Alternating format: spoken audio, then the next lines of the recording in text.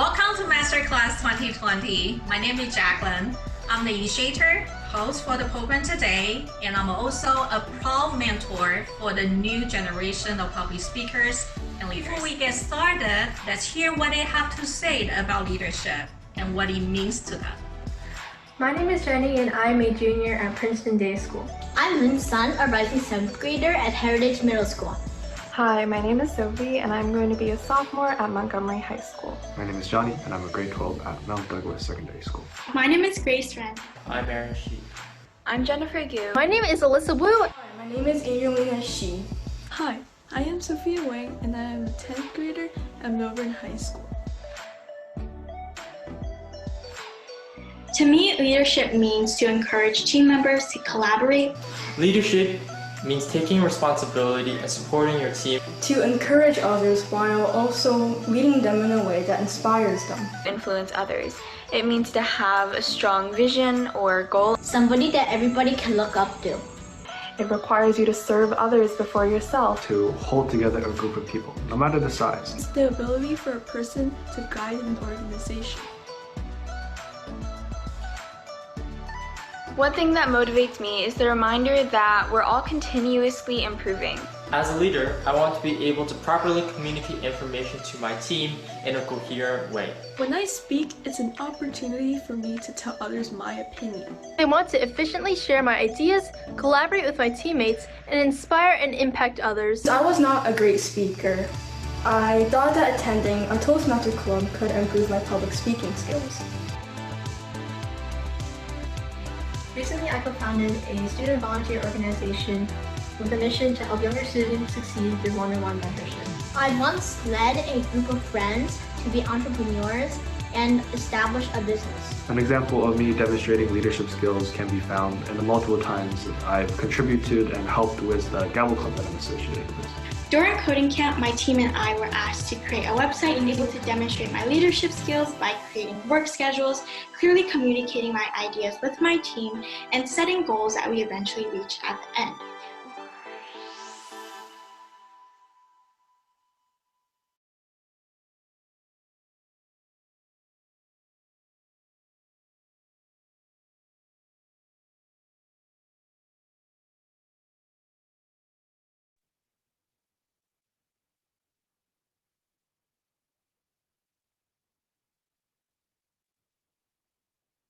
Wow, what a video, isn't it? Welcome to Masterclass 2020.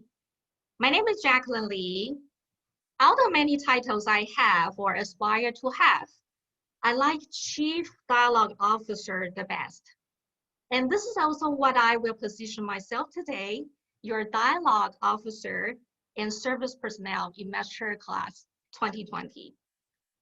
Masterclass 2020 conference means to foster a generational dialogue on the compelling topic of leadership in the new normal. In the format of public speaking, we have both prepared and spontaneous speeches.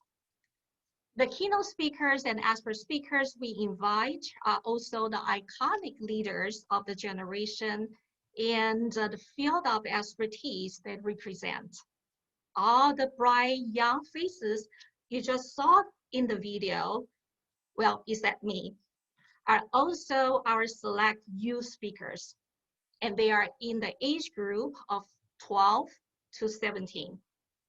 They will be sharing their perspectives and experiences in the leadership through their speeches. Before we get started, I also like to walk you through what you will expect today. So Daniel, can I have the agenda, please?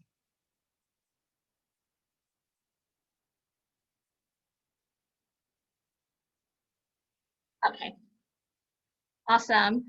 So this is what we are going to walk you through. So we have 5 sessions today.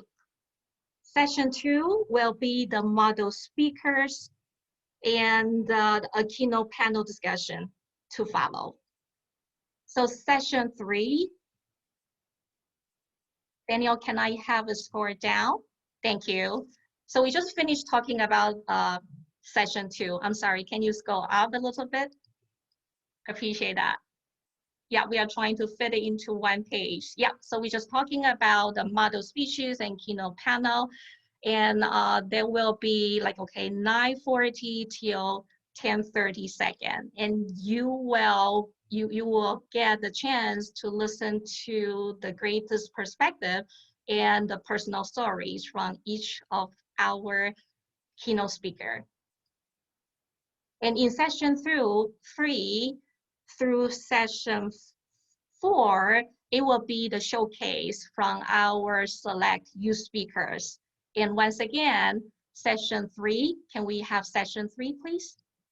Awesome, thank you. Yeah, let's pause over here. Thank you, Daniel. Yeah, so this is in a prepared speech styles.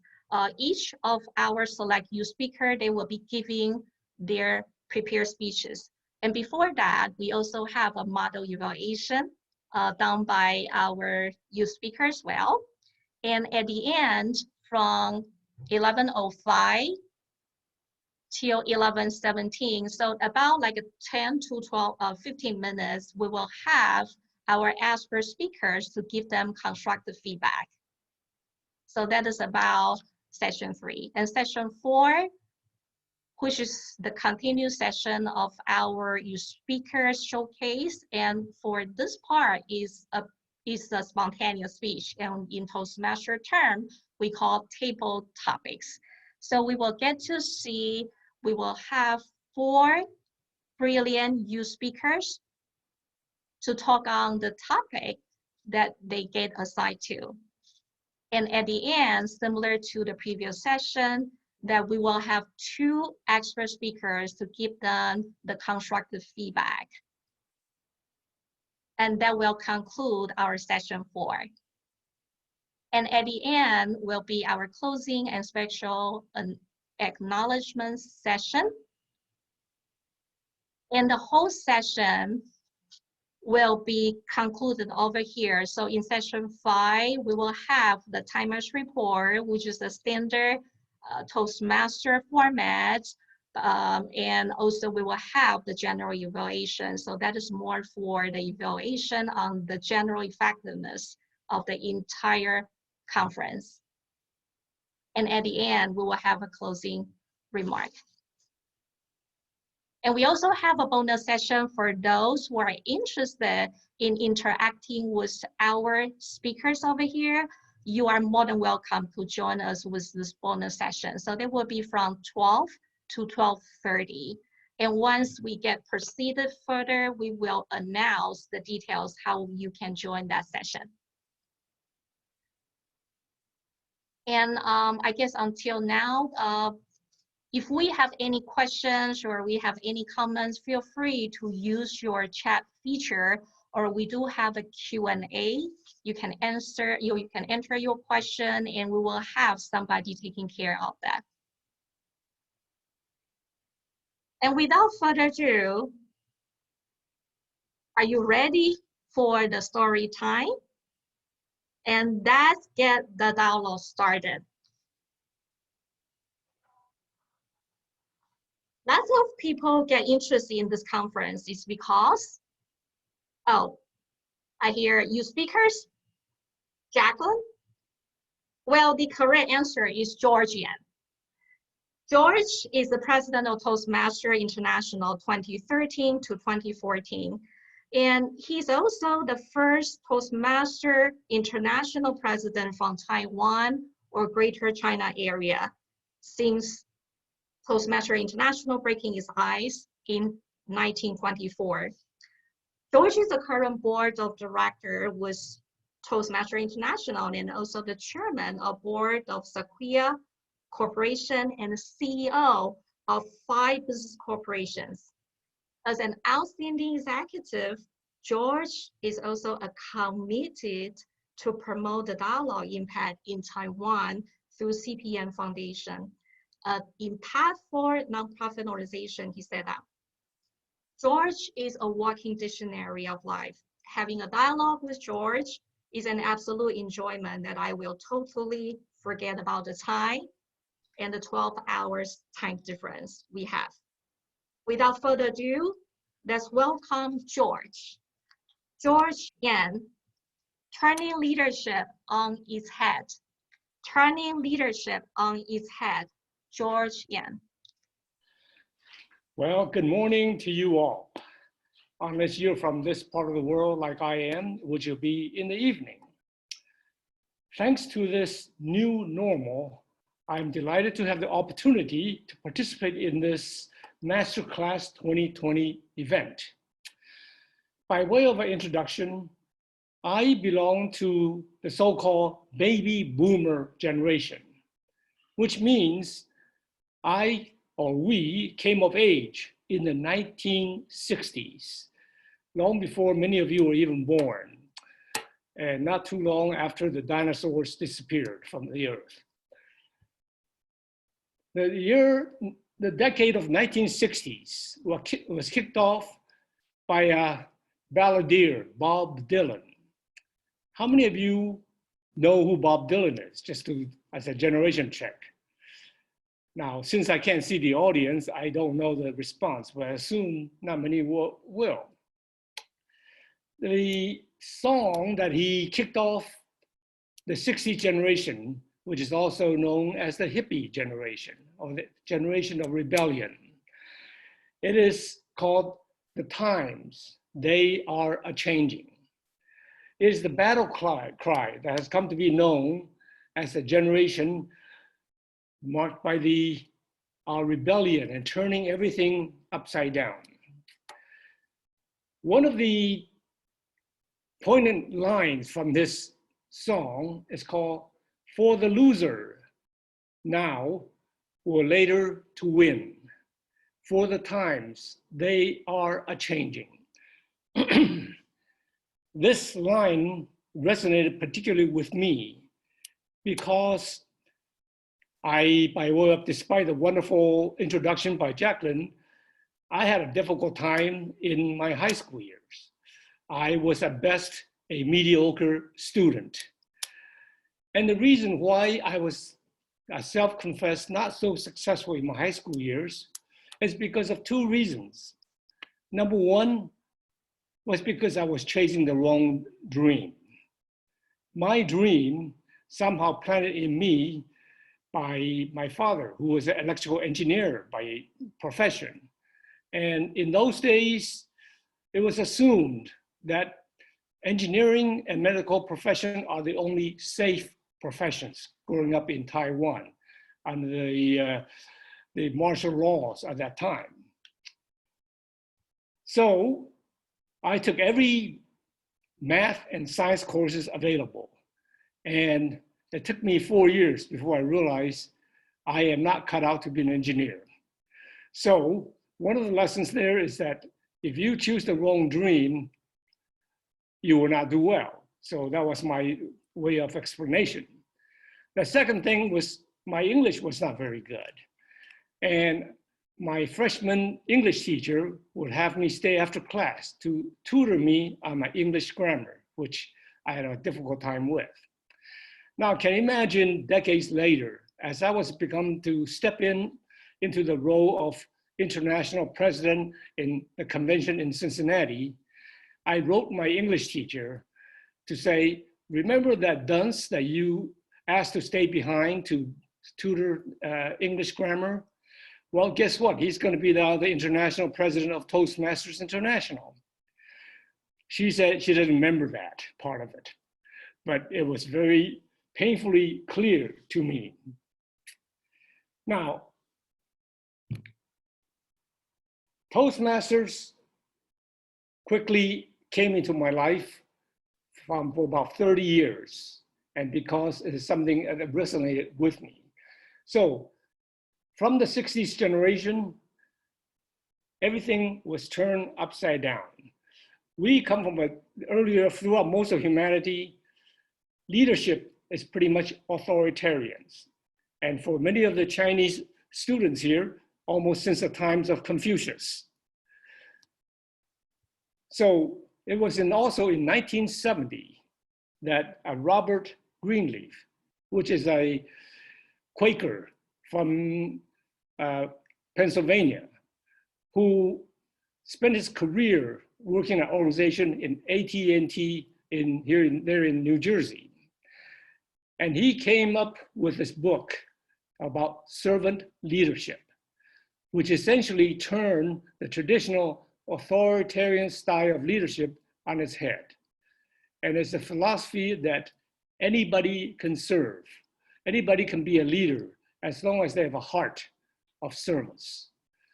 And this essentially turned the leadership model on its head. And it was through Toastmasters that really embraced this notion of service leadership. In Toastmasters, we have two wheels in our program, that is communication and leadership. And many of us focus on the communication part of it, which is very important. But the leadership part of that program is much more subtle. It's not as overt as the speaking part of it. Leadership is more by osmosis. In a nutshell, Toastmaster leadership can be described as an upside down triangle. At the top of the triangle, the flat part are the members.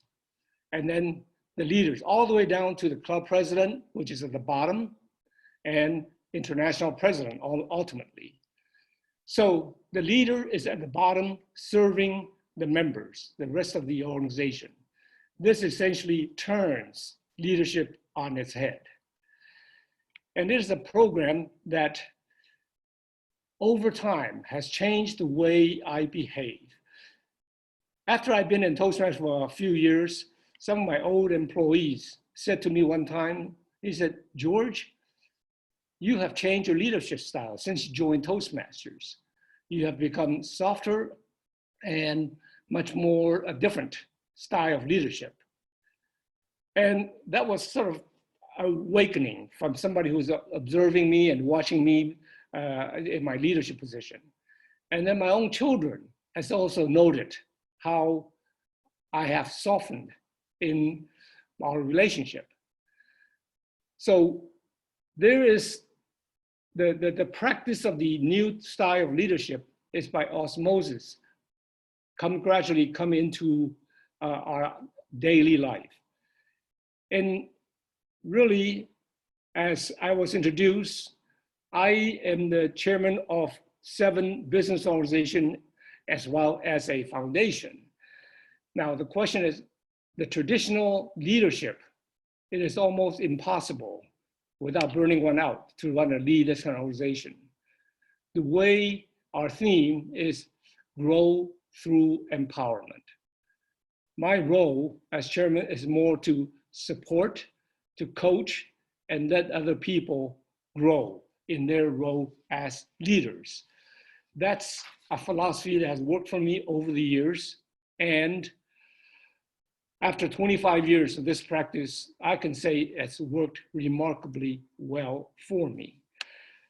So the beauty of service leadership is that anybody can serve as long as they have a heart to serve others. And it is less strenuous form of leadership. So in effect, my observation is the world has come to a new form of leadership, and that is the kind called service leadership. Now, you might think this is something new in our world, but actually, for those who are familiar with Taoism, Lao Tzu, 400 BC, he has already promoted this idea of leadership.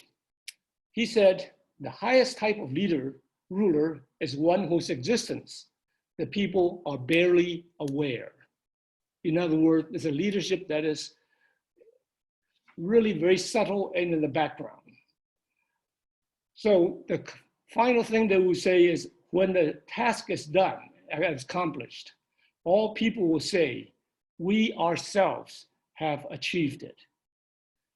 The new normal will be to turn leadership on its head. And in my view, it is about time. For the times, they are a-changing.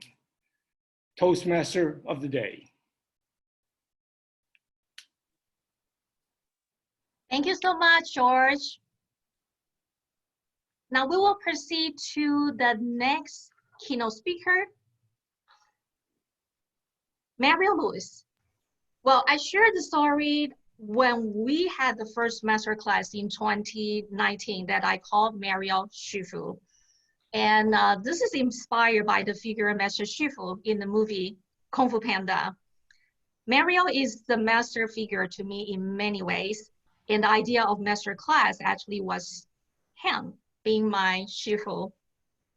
Well, through this masterclass, Mariel is a Shifu for many new generation of public speakers and leaders. Mariel has been competed in numerous speech contests, and including the top level, which is our international speech contest. And as a finalist in Toastmaster 2012 World Championship of Public Speaking, and a semi-finalist in 2017, 2018, and 2020, the largest public speaking contest in the world. Mariel has demonstrated the unique ability to engage audience of all sizes and backgrounds. Mariel Lewis, size matters. Size matters. Mariel Lewis.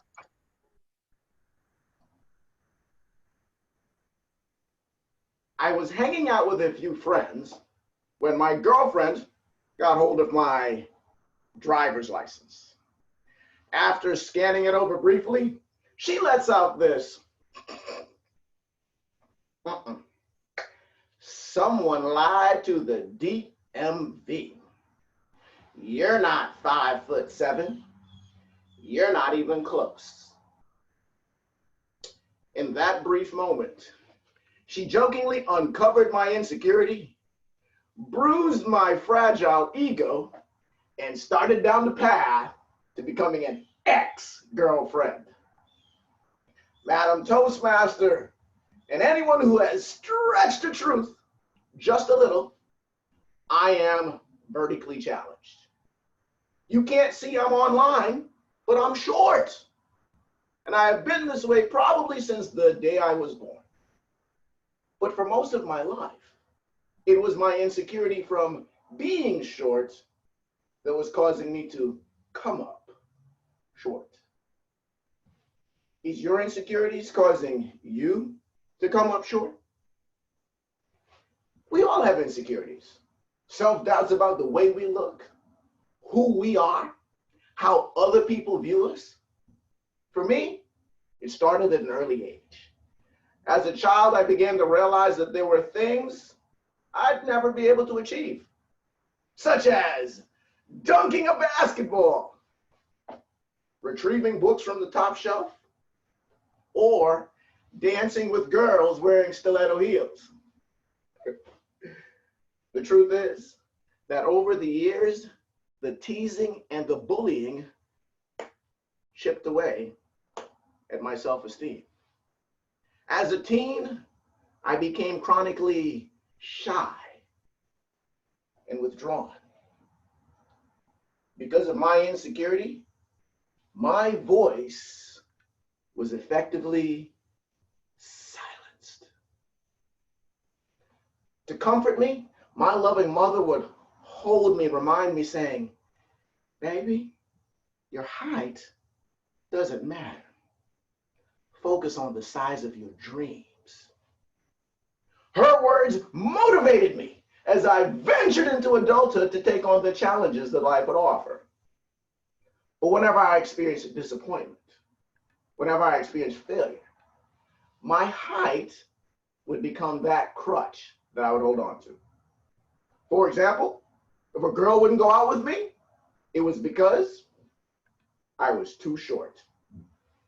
If I didn't get that promotion at work, it was because I was too short. If I didn't win a speech contest, you get the picture. My height became my excuse for all my shortcomings. Has your insecurity become your excuse? That soon-to-be ex-girlfriend, she saw the pain of my insecurity. It was hurting our relationship. One day we were arguing. She turned to me and said, your problem is in your mind. You're not just vertically challenged, you're mentally challenged. I turned to her and I said, nothing. She was right. You see, in my mind, I had stamped myself a failure.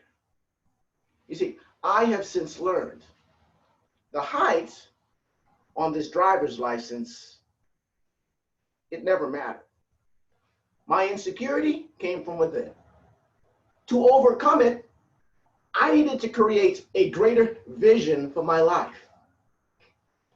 Like my mother said, focus on the size of your dreams. Because with big dreams, you can see beyond the limitations of your today.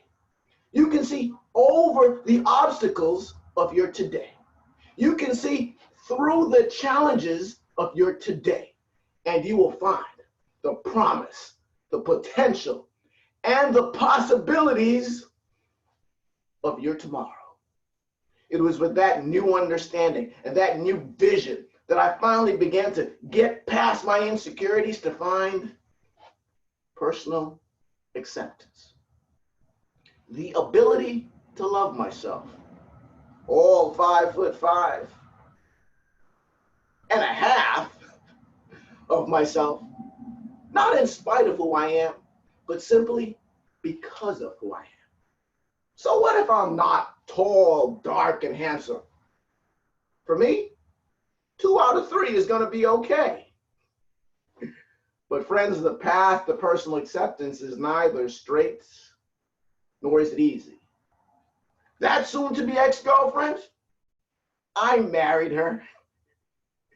And whenever she saw me discouraged or wallowing in self-pity, she would remind me, Dr. Martin Luther King was 5'6", and he had a dream. You at least need to have a plan.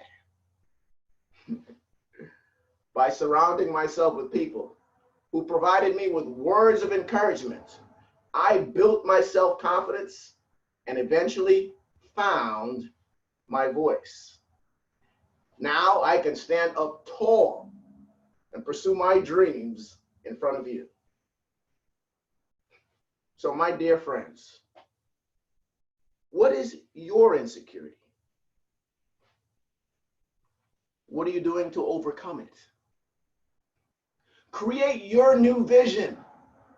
Seek personal acceptance and surround yourself with the right people, and you too will find your voice. But it begins by focusing internally on the thing that matters most. Because at the end of the day, it is the size of your dreams that matters. Madam Toastmaster.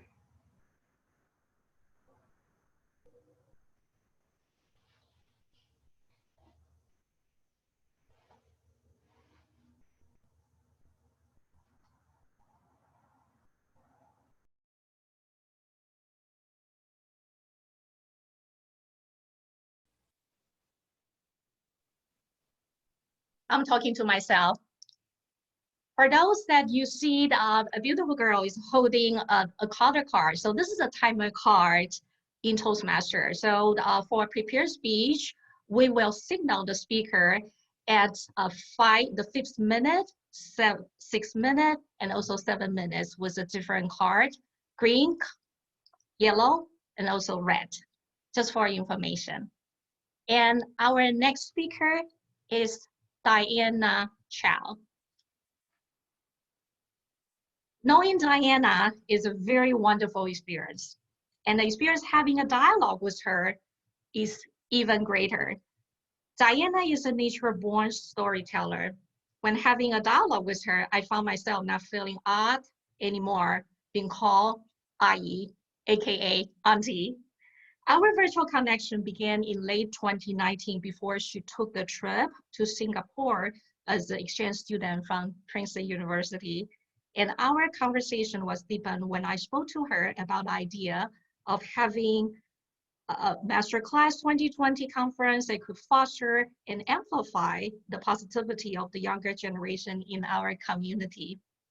Diana went on board right away, and the idea was further expanded by inviting speakers across different speaking platforms like TEDx team, where she come from. Diana is also a mental health advocate, book author, and a social entrepreneur. She founded Letter to Stranger when she was a sophomore in high school. Let's welcome Diana Chow, Letters to Strangers. Letters to Strangers, Diana Chow.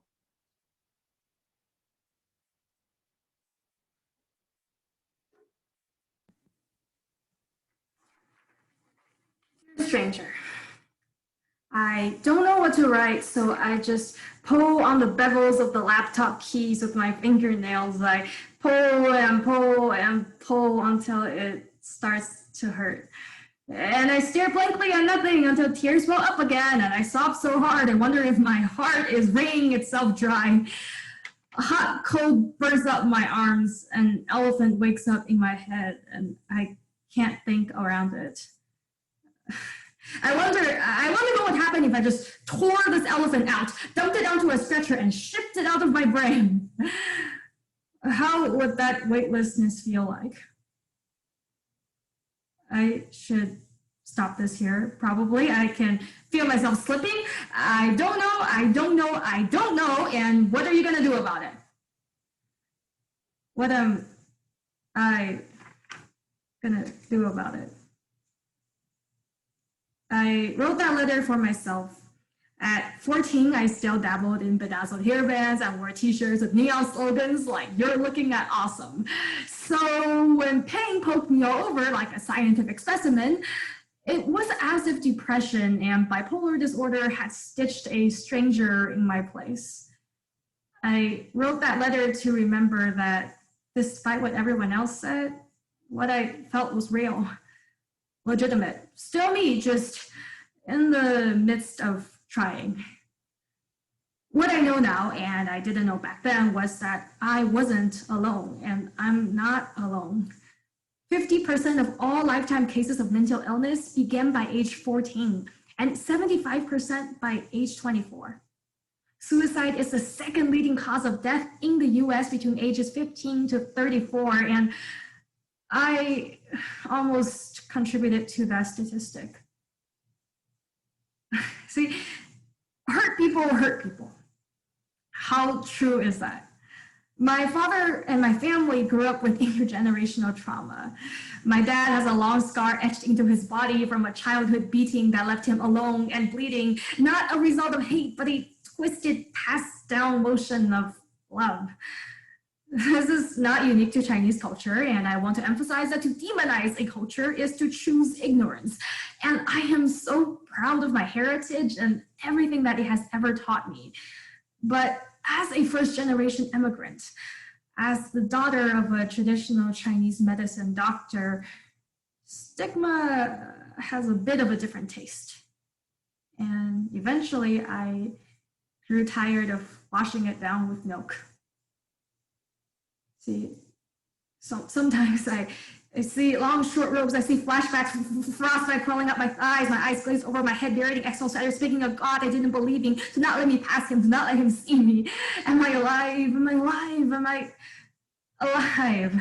Still, hurt slipped into my blood the way thunder slips into ears, by which I mean less of a slip and more of a tearing or a prayer. When I was 14 years old, I attempted suicide for the last time. And in the final moment, well, my little brother was the one who found me. You see, they say to find your own strength, to build your own light, to not rely on anyone else. Sure. But sometimes all of our strength is spent on fighting ourselves. I chose in that moment to borrow someone else's light for a while. And for me, that light was my little brother, who I raised almost like my own son, who I went to all the parent-teacher conferences for, who was my unwavering son as our parents disappeared into work hours longer than the night could stretch. I made a promise then and there that no matter how dark my world got, I would never, ever drag him down with me. So I had to heal. But how do you heal? Well, I began writing letters. I wrote letters to strangers, to no one, yet therefore everyone at once. And in them, I discovered kindness, empathy. To strangers I'd never met, I offered so much love, and yet I couldn't myself believe that I deserved the air that I breathed. Why is that? How can that be? As I wrote out these questions, the answers became my guiding light. So by the time I was a sophomore in high school, I started Letters to Strangers as just a sort of student club, but somehow today it is now the largest global youth for youth mental health nonprofit, with over 50 chapters in 20 plus countries on 6 continents, impacting over 35,000 people a year worldwide. And we seek to destigmatize mental illness and increase access to affordable and quality treatment through science-based peer education and grassroots policy-oriented advocacy, but also, of course, through anonymous letter writing. See, when we erase the burden of judgment, when you know not my name, my background, or my diagnosis, suddenly the story is the only thing that matters. For once, anyone can have total agency. I'll choose to write with a purple colored pen. I'll choose stationery paper fortified with Chewbacca's and stripes. I'll write in cursive, adding an origami crane. I'll be the protagonist, but maybe next time I'll just listening. I'll write, dear stranger, exhale the rust from my heart. See, one letter, one human connection can and has saved a life. And let me tell you something, there's nothing burdening or strange or weak about that, because here's the thing, okay? Mental illness can mean battling dragons only to find their nests in our chests, but we learn to live with fire. So where is the weakness in that? How can there be weakness in that? I opened with a letter of my own, and I'd like to end with one by someone else. After all, some truths are universal, and I hope that you, stranger, will hear parts of yourself in these words too. So, dear stranger, sometimes in a moment of solid, quiet exhaustion, I have this longing deep in my chest.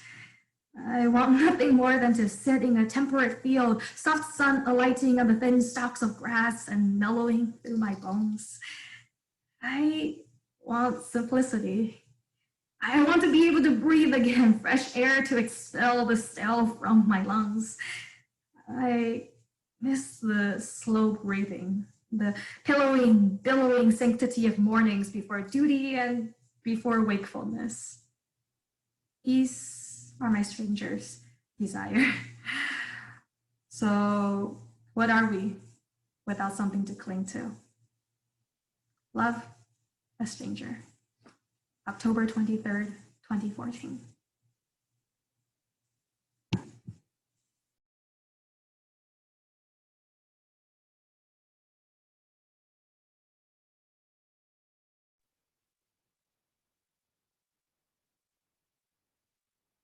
Thank you so much, Diana.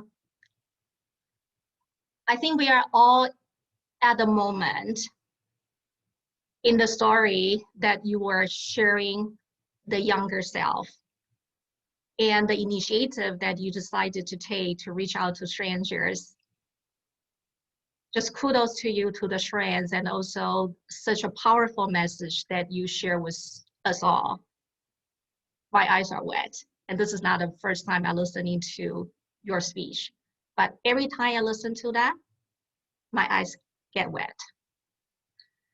Now, We are going to have a panel discussion, and once again, it's my greatest honor to have our panel keynote speakers, Mario, George, and Diana with me again. Would you like to turn on your camera, please? Absolutely. Awesome. Yeah, so welcome to Masterclass 2020 again, and it's been such a great support to our youth speakers and leaders growth. We are so thrilled actually having this opportunity to get to know more about each of you. I personally enjoy the personal story you share with us, and there was so much depth, so powerful, and so purposeful. So we are going to take this opportunity to deep dive a few questions that I have collected from this group, and hopefully we are going to connect with our audience more and also offer the perspective and the advice from the generation and also from the field that you represent. So I guess the first question that I have for you three is, would you please give us a brief background of your speech? Like, why did you choose to share the speech with our audience, in particular, our new generation of public speakers and leaders today?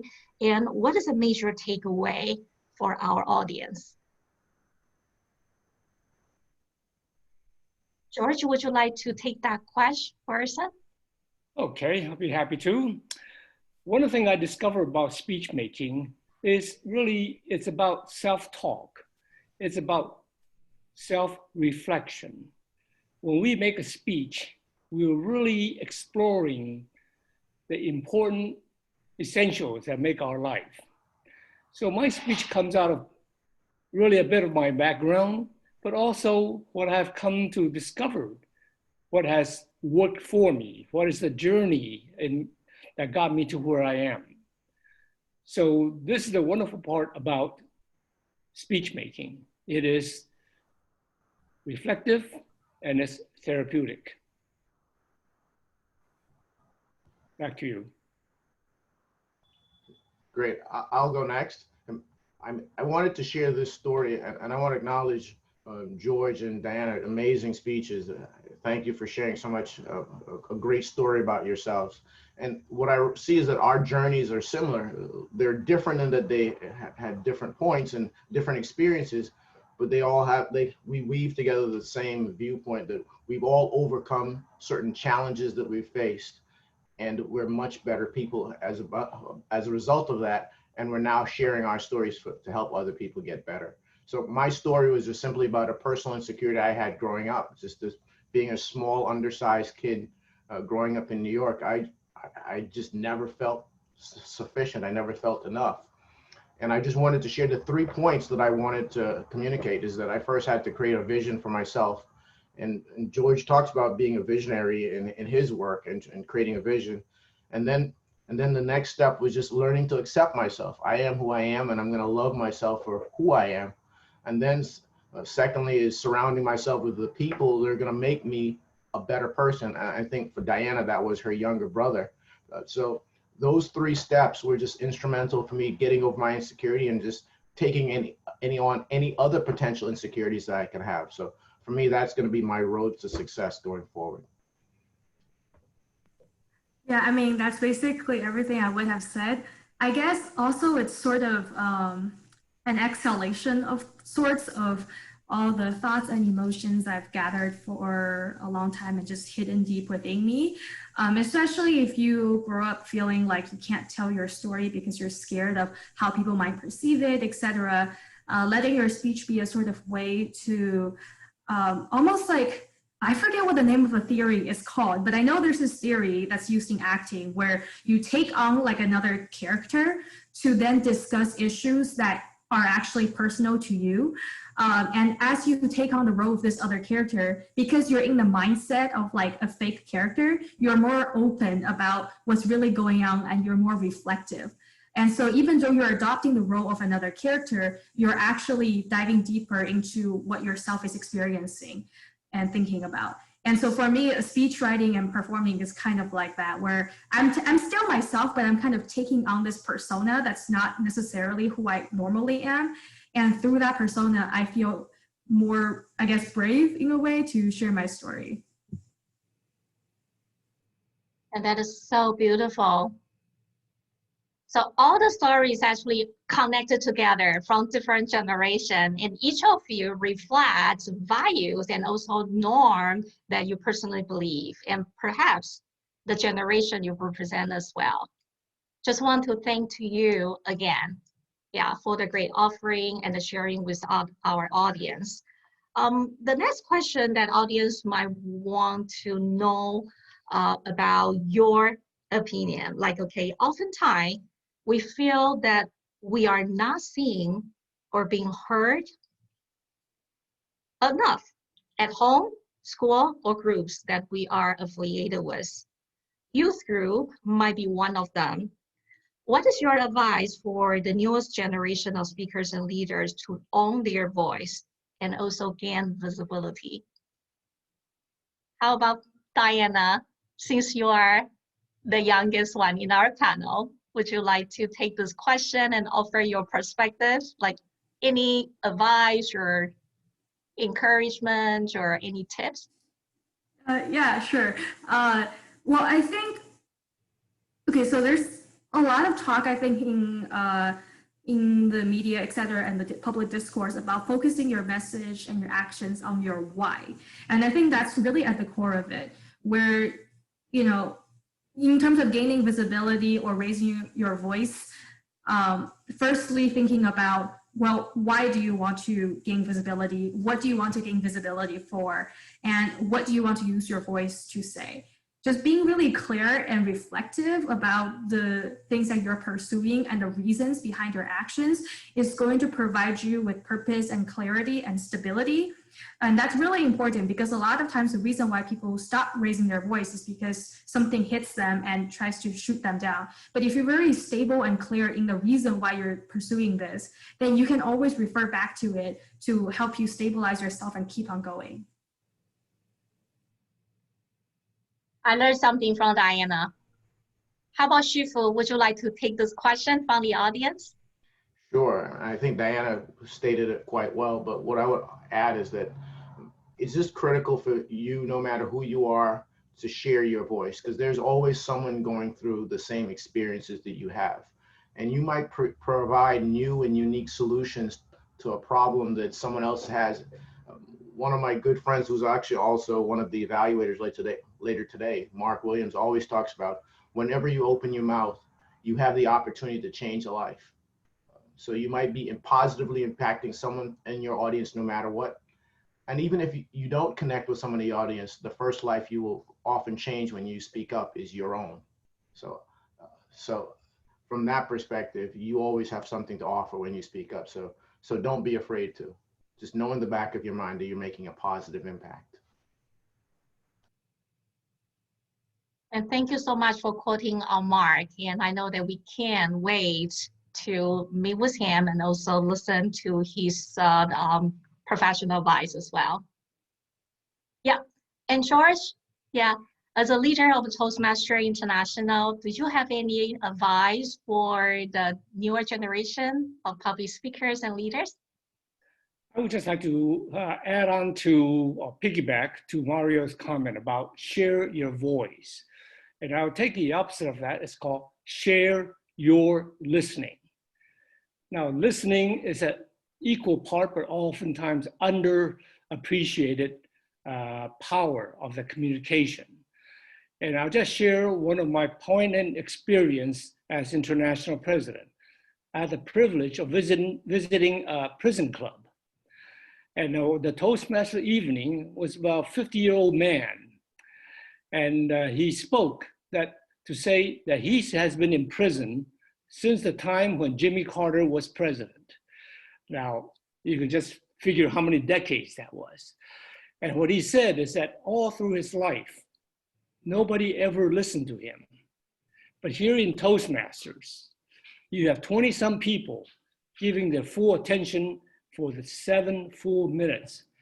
And that was just so poignant about the power of being heard.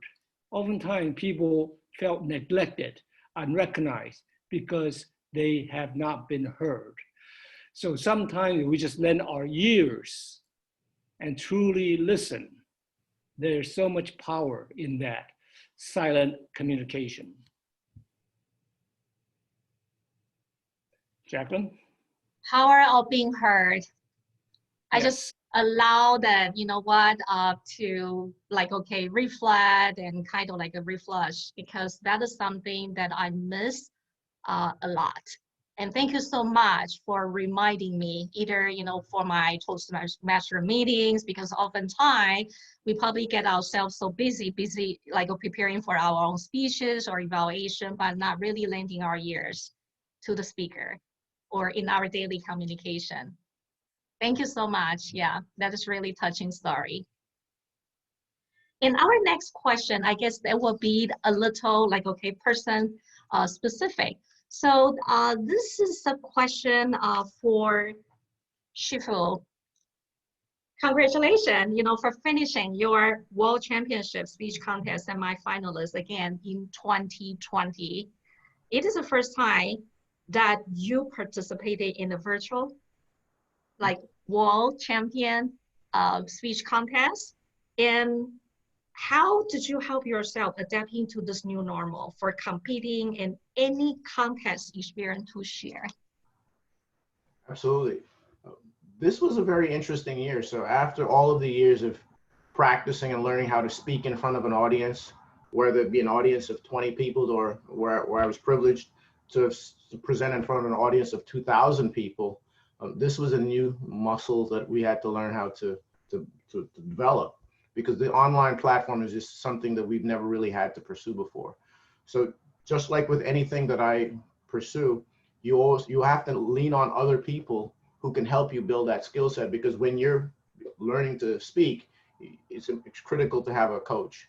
So I was blessed to have a person who was experienced speaking from an online format, and she's another person who's actually a part of this call today. Margarita Estrada, who you will hear from later, served as my coach in my district contest, as well as all the way up through the semifinals. And she had the unique ability to, one, she's a friend of mine, and she was able to identify things that I was not seeing as a speaker, because when your face is towards the audience, you're not always seeing what the audience is seeing. And she was able to work with me to make sure that my message was clear, that it was well delivered, and that all of my movements supported my actions, and to be able to translate that to an online platform. So my recommendation to all who are listening, find someone you trust, someone who believes in you, who can help coach you to get you to that next goal, whether it be speaking or any other thing that you hope to achieve. How important is it, right, to have like a strong ally or supporting network around us? And we are fortunate having you all, because we are building a virtual community today. We have like over, I guess, like, okay, close to 200 people together. Mm-hmm. And with the same passion and pursuit for public speaking, leadership, or simply become a better self. Absolutely. Thank you again, Shifu. And the next question is for Diana. So this is a question I got from the audience. Okay, so Diana, last time, okay, when we had a conversation and you were sharing, you are actually considering retirement. And to be specific, to retire from Letter to Stranger that you founded several years ago. So tell us about that. Like, okay, why does it come to your mind at your age? You are thinking about a retirement, and what is your retirement plan, Diana? Okay, so full disclosure, I said retirement as sort of like a joking term. I mean no disrespect to my elders, at George. But I founded Letters to Strangers when I was a sophomore in high school. I had just turned 14 at the time, and it took a while before it like grew to what it is today. But this year, I'm 21 right now, and I'm gonna turn 22 later this year.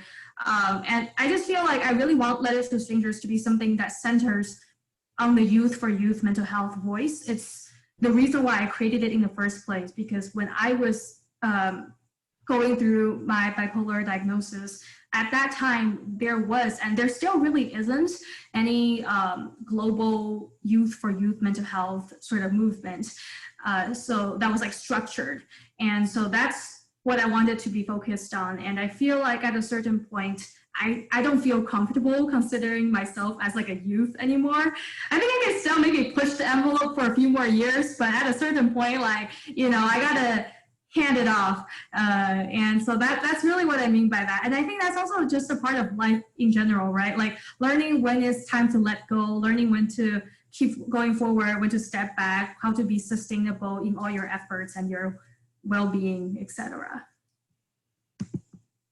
Isn't it amazing to hear, like, okay, the thought about the succession plan from a 22-year-old? And by the way, Diana is a social entrepreneur, so she Wait, not 22 yet. I don't want to be 22 yet. I'm 21. Oh, 21.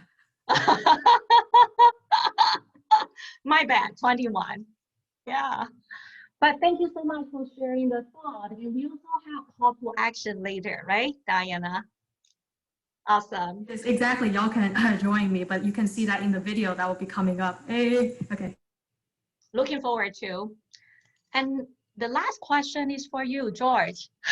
We are not done yet, but I was also told by my timer that we have like, okay, I guess like 1 more minute.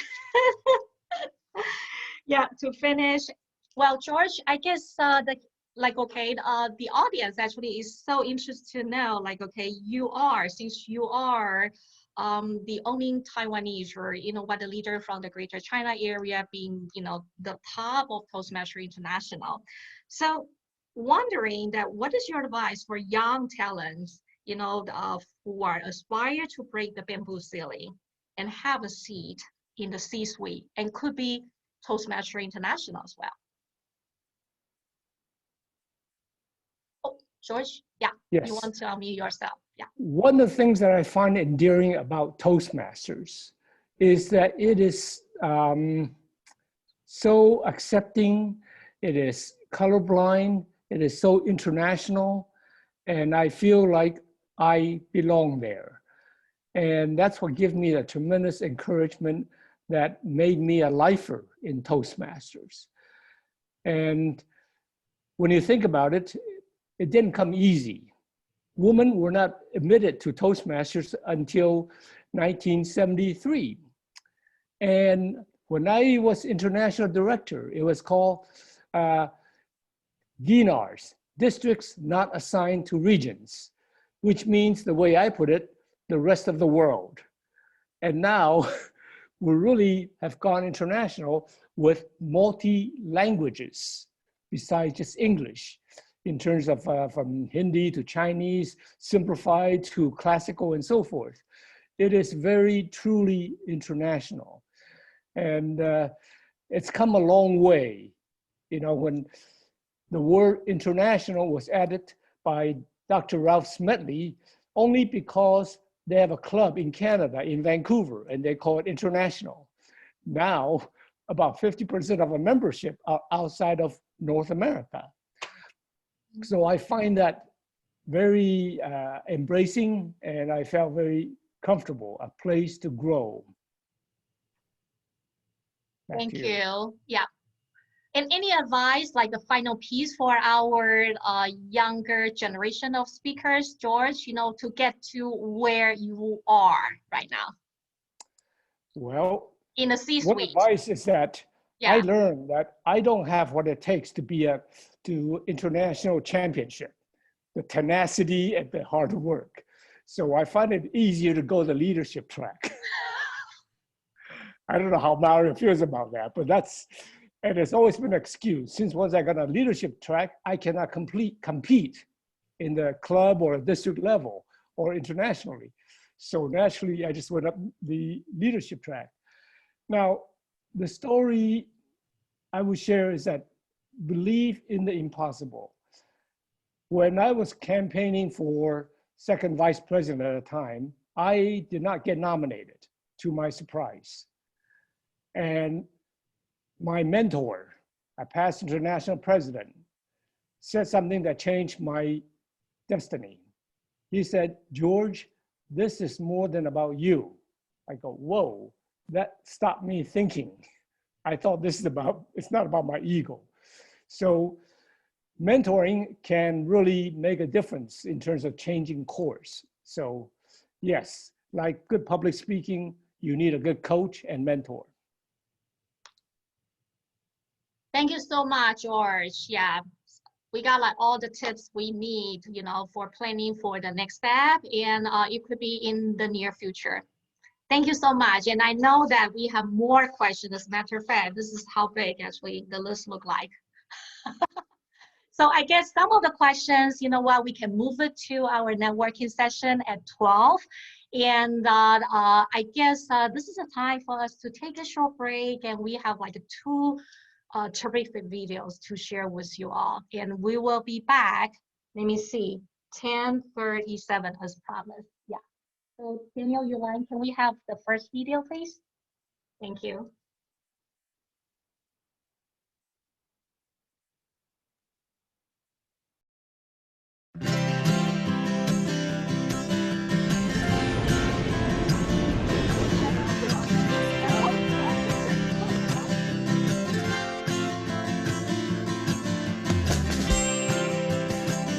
When I was going through a lot of mental health issues myself, I felt like there wasn't really resources out there for young people. Thank you so much. I appreciate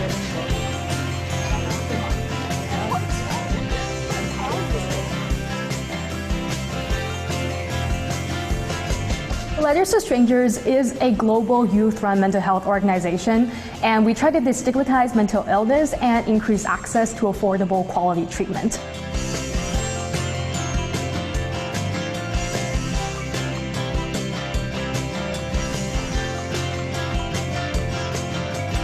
There's got to be a solution out there, and we have to start those solutions when people are young.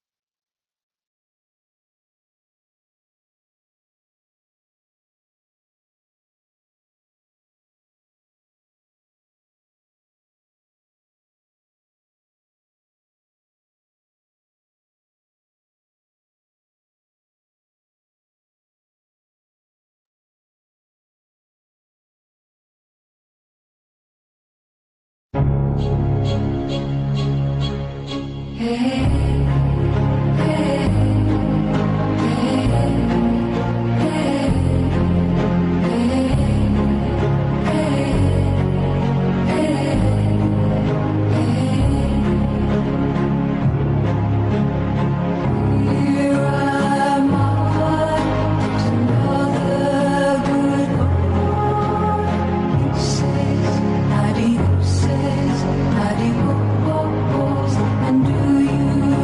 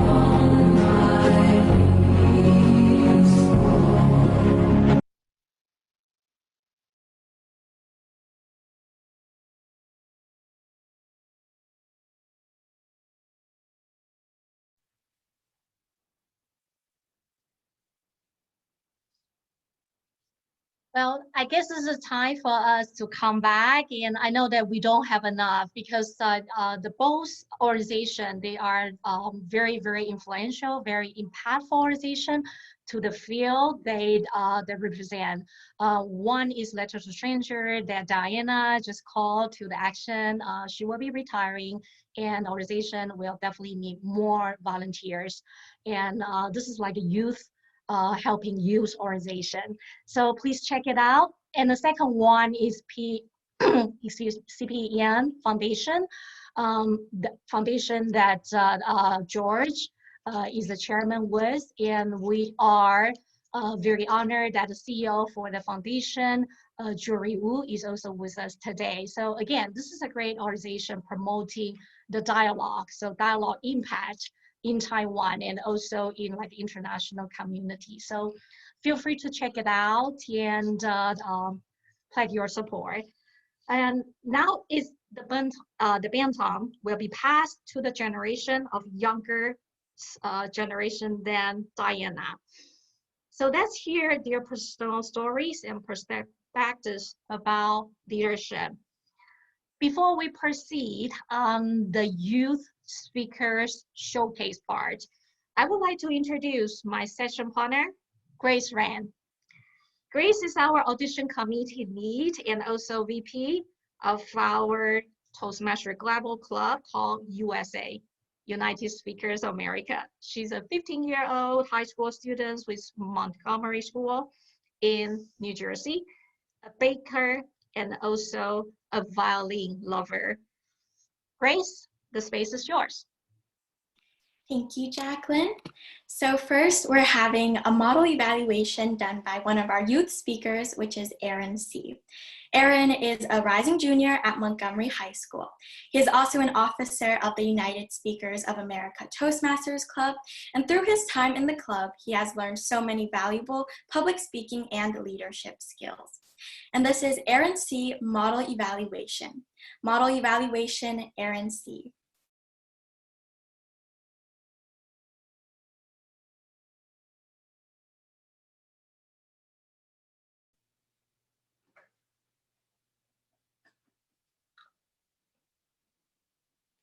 I will be evaluating Mario Lewis Size Matters.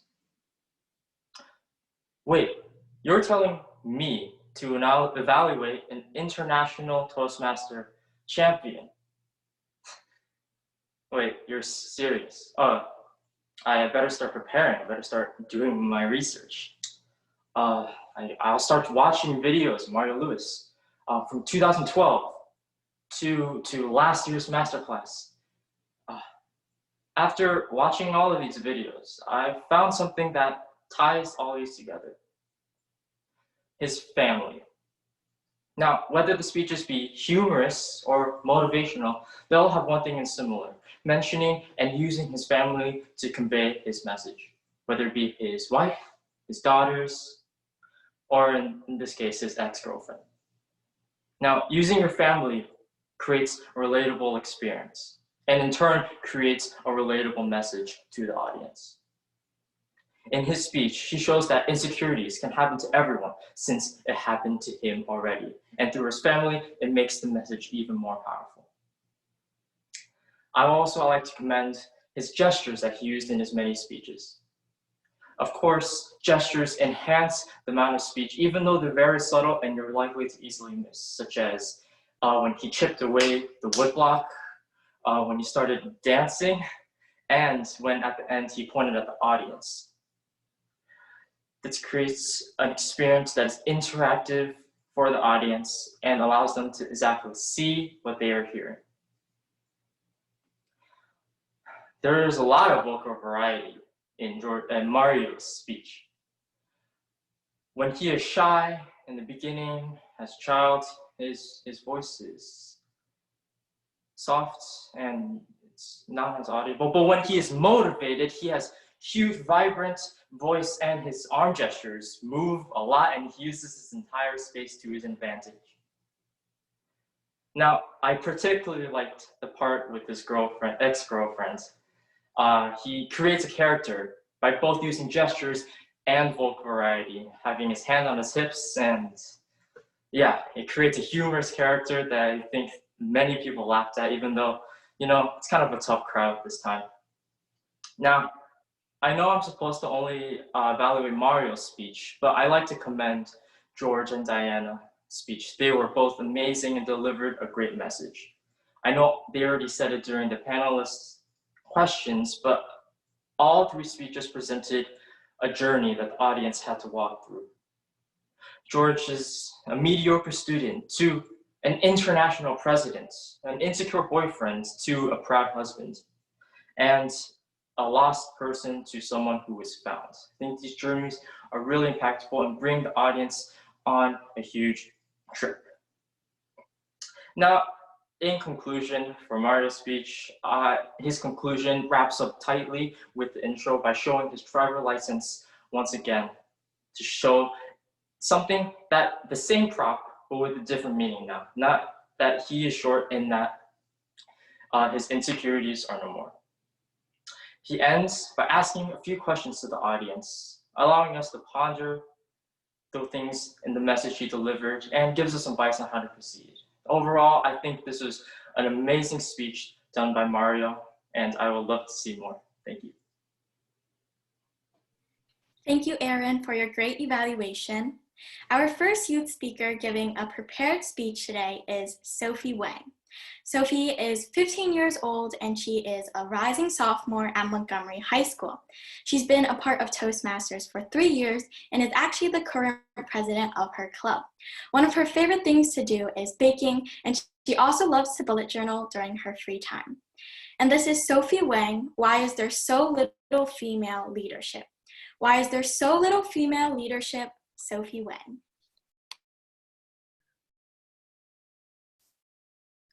Fortune 500 is a list of the 500 largest companies in the United States.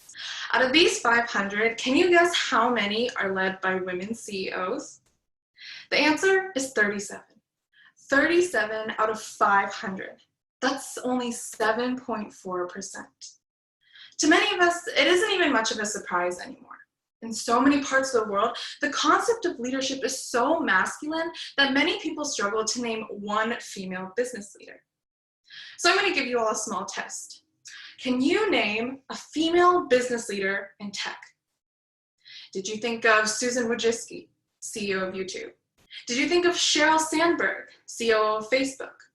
Now, if you couldn't do that, try naming a famous male business leader in tech. Did you think of Elon Musk, Mark Zuckerberg, Reed Hastings, Jeff Bezos, Satya Nadella, Bill Gates? Chances are you were able to name famous male business leaders so much easier than you were able to name famous female business leaders in tech. Don't worry, you're not alone. In a survey of 1,000 Americans, 92% of respondents couldn't come up with an answer. And a quarter of the remaining 8% came up with responses like Siri and Alexa. Clearly, there's a problem here. But why? First, let's take a look at the differences between male and female leadership. If there are so many more male leaders, that must be because they just have a better leadership style, right? Well, according to several different sources, males and females have two distinct leadership styles. Females tend to be transformational leaders, which means it's not as much as about the results as it is, it's not as much about the results as it is about teamwork and helping each of their followers grow. Imagine a leader who doesn't just sit in their office all day, but who frequently visits their team members, giving them tips, advice, and guidance. Males, on the other hand, tend to be transactional leaders. This is more of the old school style of leadership. They tend to be more dominant, strict, and they're about the results. Imagine the leader who sits in their office and gives out orders, expecting employees to come back to them with results and updates. Most of these articles tend to say that women are more empathetic and caring leaders, while men tend to be more strict and straightforward leaders. But everything I just said about these two different leadership styles is very general and very stereotypical. It doesn't apply to everyone. Not all females are going to lead the same way, and not all males are going to lead the same way. Leadership is more about skills and personality, definitely not your gender. So I think it's safe for us to say that gender and differences in leadership styles and gender is not one of the limiting factors of women in leadership. So what else? Let's take a look at a different factor, bias, specifically unconscious bias. Typically, top executives will pick their successors based on themselves. They'll pick people who are similar to them in age, in style, in industry experience, and you guessed it, in gender. This is what people call the mini-me syndrome. And that's where leaders, when they pick successors, tend to favor those who are similar to themselves. Oftentimes, leaders do this unconsciously. They don't even notice that they do this. What does this mean? This means that current male leaders will pick future male successors. There's little room for females in between. Women also tend to be hired and promoted based on their past accomplishments, while men tend to be hired and promoted based on their future potential. A Leanin and McKinsey & Company survey of 132 companies and 34,000 employees found that women who negotiate are 30% more likely than men who negotiate to receive negative feedback, that they're too intimidating, aggressive, and bossy. Just like what I said about the differences between male and female leadership, males are expected to be more aggressive. So when they negotiate and raise their voice for things like this, they tend to receive little downside for it. Women, on the other hand, are supposed to be nurturing and caring. They're supposed to care about the team and not themselves. So when they negotiate and raise their voice, they're seen very negatively. So now that we know that bias is one of the main limiting factors of women in leadership, let's take a look at another factor. Lack of self-confidence and belief is also one of the big limiting factors. Self-perception and self-confidence is one of the things that female leaders say they struggle with the most. To give you an idea of what I mean, Jerry Elliott, a former senior executive of Juniper Networks, told a story where a presenter asked a group of men and women whether they had any expertise in breastfeeding. Immediately after he asked the question, a male raised his hand, saying that he watched his wife breastfeed for 3 months. The women and mothers in the crowd didn't come forward as experts despite breastfeeding themselves.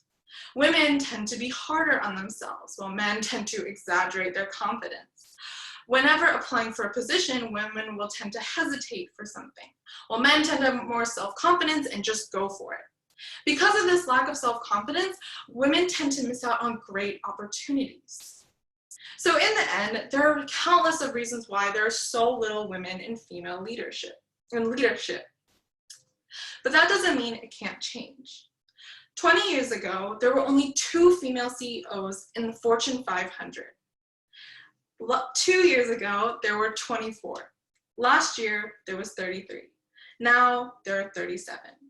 A Rockefeller Foundation initiative is aiming for 100 female leaders in the Fortune 500 by 2025. That's 20%. A 12.6% increase from our current 7.4%. Now, what does this tell me?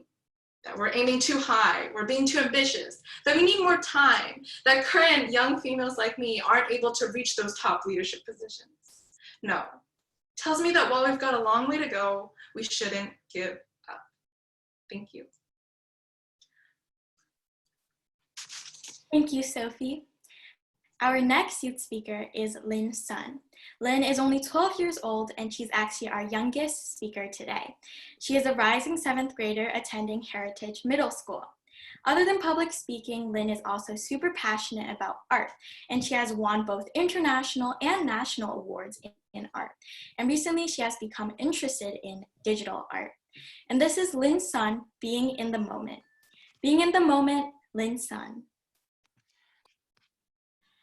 Have you ever had a moment when you when you couldn't sleep at night because you had a test tomorrow, a speech, or maybe even a presentation in front of your entire school? Well, I have.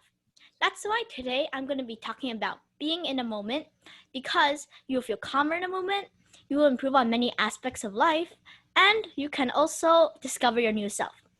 Now remember, the past and the future are illusions. They only exist in your head. The only true time that exists is the now. For example, the past are the now moments that you have already experienced, and the future are the now moments that you will experience. You will feel calmer in the present moment. Whenever you're worried about the future, you think about crazy things that will never happen, like there's gonna be an alien invasion and the whole world will explode. That's not gonna happen. All this extra stress is really bad and unhealthy for you. When you're too worried about the past, you regret the things you have done before, and you also still hold anger towards the people or the situations that have treated you unfairly. Eckhart Tolle, the spiritual teacher, who has written the Power of Now book, I really recommend you read it, says, all negativity is caused by an accumulation of psychological time and the denial of the present. Tension, stress, worry, anxiety, etc. are all caused by too much future and not enough present. Regret, sadness, bitterness, resentment, grievances, they all caused by too much past and not enough present. This shows that people worry too much about the past and the future, not enough on our present, which is the most important part. My mom, in last year, she had a full-time job, and she also taught an art class, 10 classes per week. Under all of that, she still had to take care of me and my sister. So then a certain kind of virus came and it struck her stressed body. She couldn't take it and she had to go to the hospital. While she was in the hospital recovering from pneumonia, she still worried about her work, her art business, her students, her family, her friends, etc. All this worrying increased her sickness, and she got worse and worse. Finally, she remembered, oh, whenever I'm stressed, I always read The Power of Now. So she read it again. The Power of Now helped her be more spiritual and focus in on the present. This way, her worry gradually decreased and she got much better. At that time, me and my sister were at home being looked after by our friend and my neighbor's dad because my dad had to go accompany my mom at the hospital. It was very scary and we didn't know what was happening at the hospital, and we thought that my mom was going to die because we've never thought what would happen if she actually did die. But then I also tried focusing in on the present. Focusing in on the present helped me decrease my worry, and just like my mom, we helped our anxiety levels and we don't worry too much now.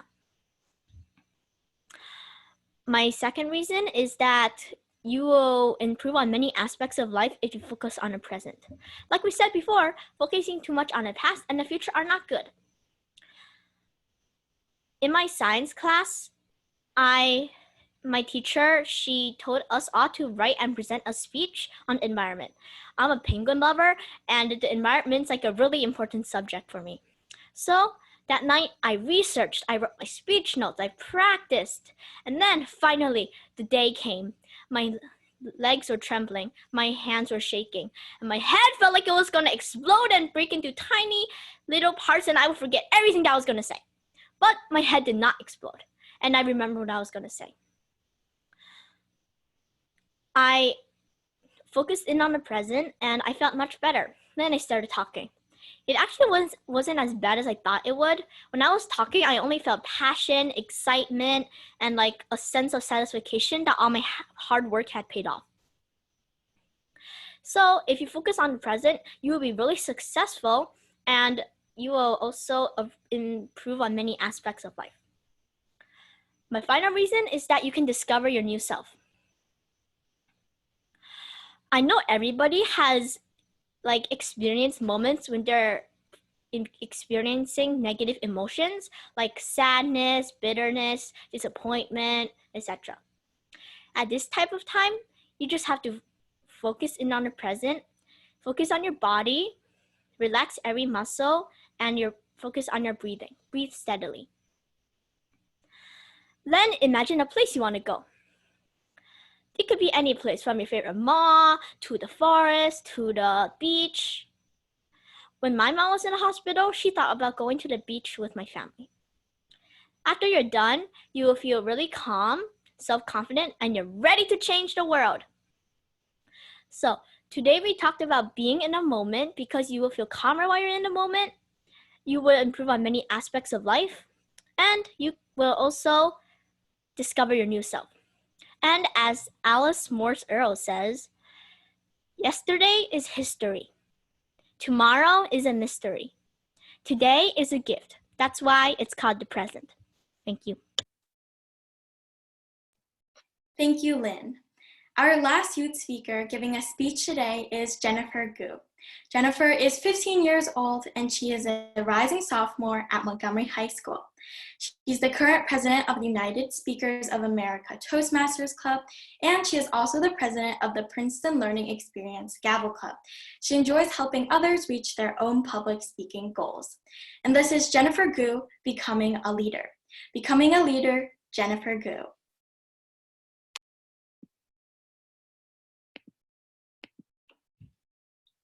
In the midst of a global pandemic, this year has been rough.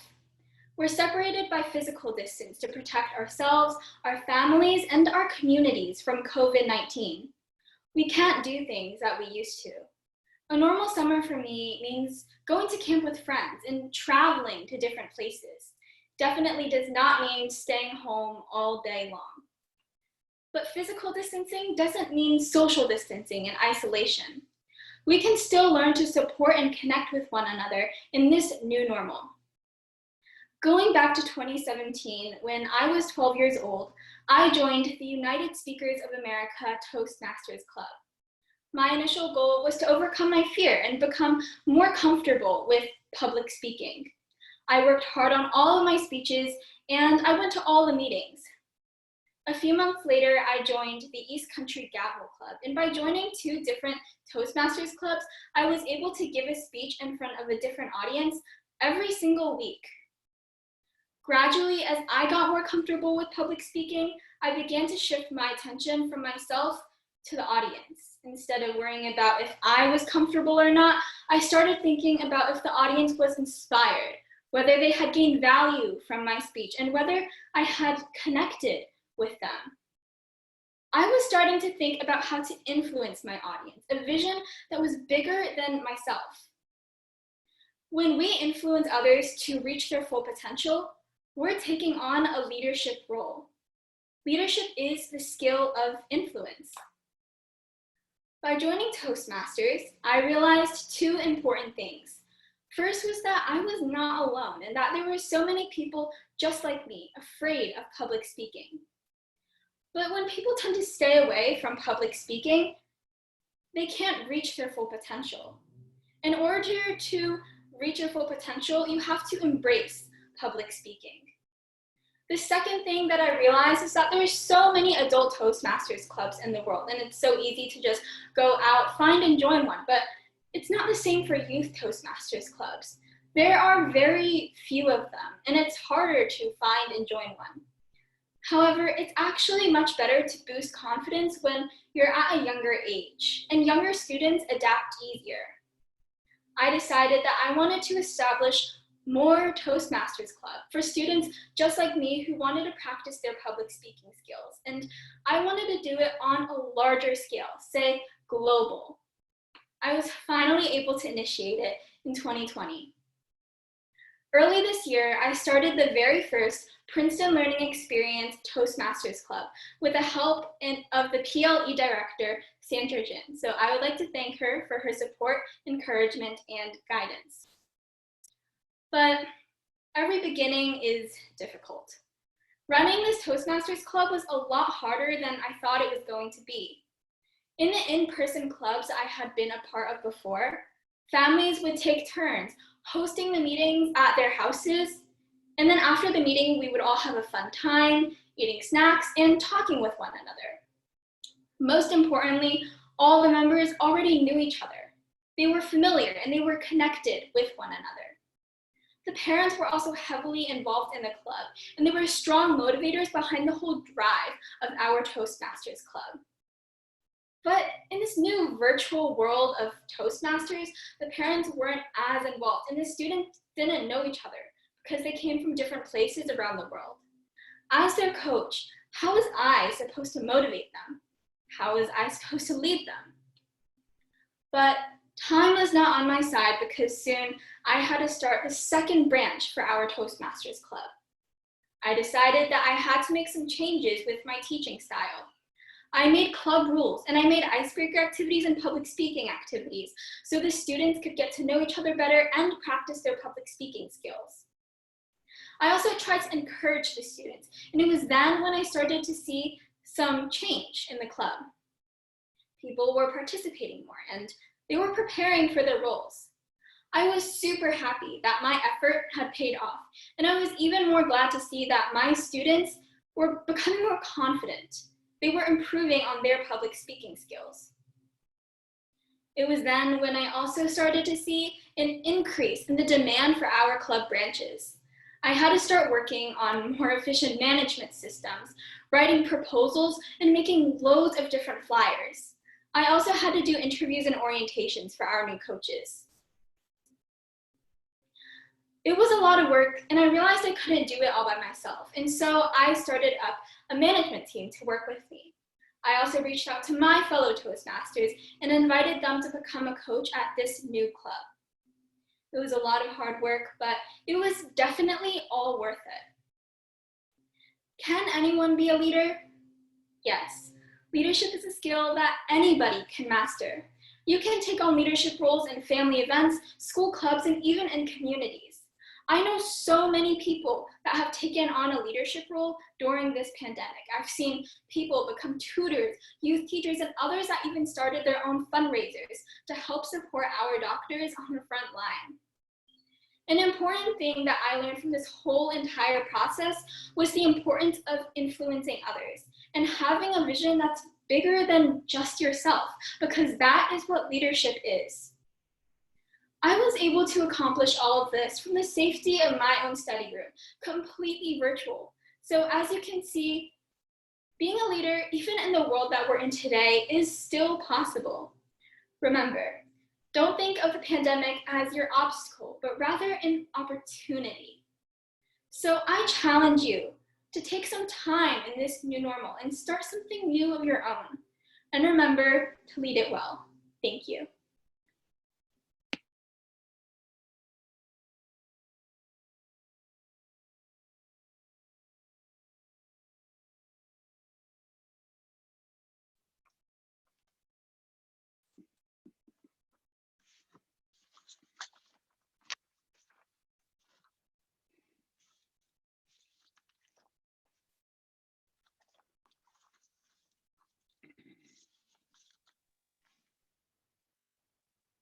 Grace, I guess it has all concluded the prepared speeches session, right? Good job. Now, I would like to welcome another speaking guru over here. So he's somebody that Mary Louise just mentioned about. When you open the mouth, you have the opportunity to change a life. Mark Williams. Mark Williams is a finalist from the World Championship of Public Speaking. He's also a coach, author, TEDx talker, entrepreneur, and educator. Mark has an amazing transformational stories and powerful messages that glue people together. The most well-known story is his success story of turning the secondary school of journalism in Brooklyn, New York, around as their new school principal. The most touching comments about Mark include his best attitude is to believe people's potential to grow and become better.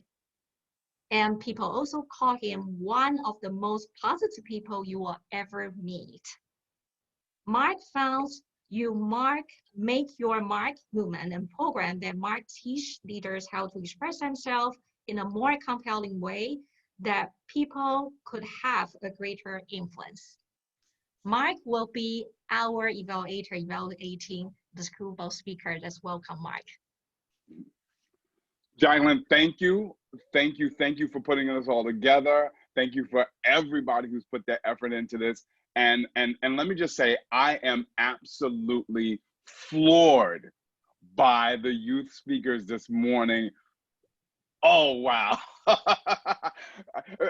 I just came off of listening to the World Championship of Public Speaking and all great speakers. And let me tell you, between Aaron and Sophia and Lynn and Jennifer, you have a spot on that stage. It was amazing. I want to take this opportunity to share a couple of things that really stood out about each of you, and maybe one particular thing that each of you can focus on to take your speaking talents to that next level. So let me just say to Aaron, Aaron, you have a masterful way of structuring your speech. And I know your speech was about evaluating Mario, but the way that you structured it from the beginning to the end was excellent. I hope you noticed that when you talked about Mario's gestures, your gestures lit up. So there is something to learn there about imitating others so that we start to show those imitated motions and dialogue through our own speech.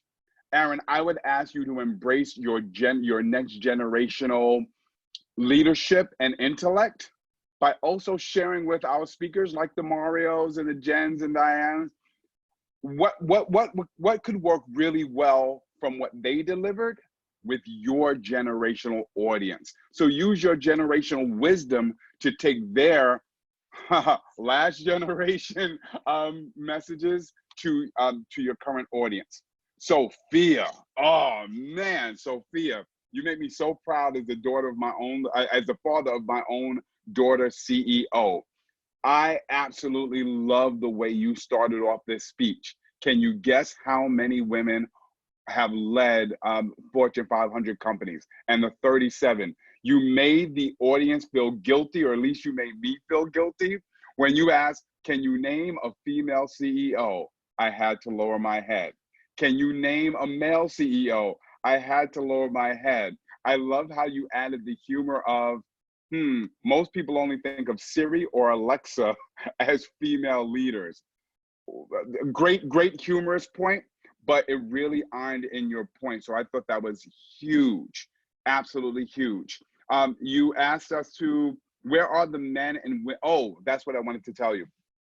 In this generation of visual speaking, let's embrace this virtual world.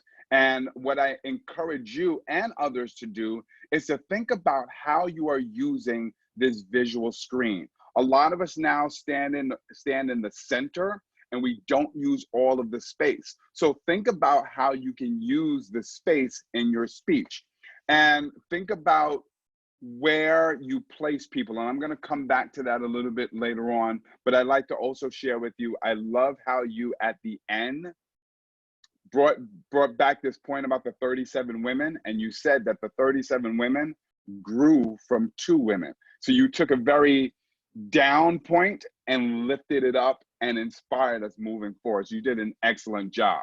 Lynn, another master of structuring your speech, especially at the beginning.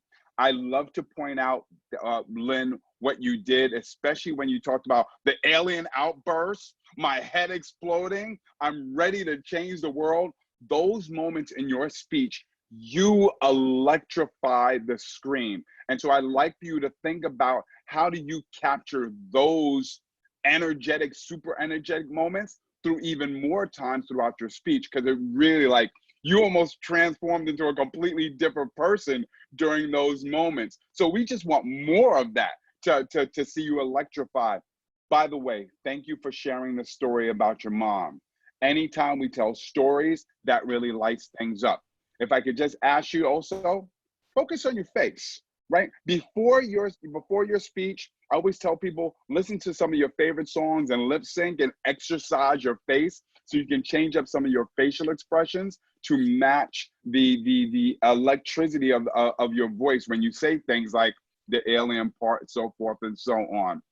You were a phenomenal speech. I loved your message, and I love the recommendation of The Power of Now. I'm definitely going to pick up that book. And finally, Jennifer, you are an inspiration. I thought I wanted to start a program for young kids. You are leading the way. Thank you for teaching us this, that a powerful message is about a powerful journey and the growth that we make throughout our journey. And that is what really stood out to me about your speech. You also have a very natural and conversational fluency about your speech. And I think that comes from telling your personal story. Also, I love the challenge at the end. But I say to you, as I say to Lynn, as I say to Sophia, as I say to Aaron, in this generation, you are now the generation of Zoom and virtual meetings. Use your space. Look at Mike Carr, the current world champion of public speaking. Take a look at his 2 speeches this year and see how he utilizes this virtual space. I would like for all of you to do that, to take it to the next level. I am floored. I am honored. I am happy to be here. Thank you for sharing your message, and best of luck to all of you as you continue to be generational leaders. Thank you. Thank you so much. Thank you. Our hearty appreciation, Mark, and that is not only for them. As an adult speaker, we all learn a lot from them and also by you.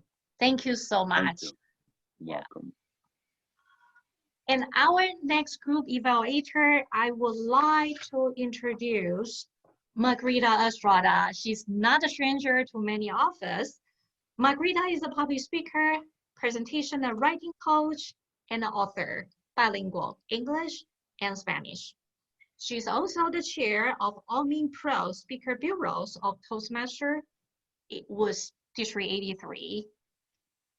Margarita, like what Mario just mentioned about, is a go-to person for advice in public speaking, speech contests, and public relations in District 83. So you will know who to seek for advices next time. As an experienced speaker, she has conducted training and delivered talks at leadership conference and corporate events, and is a sought-after master of ceremonies. Let's welcome Margarita.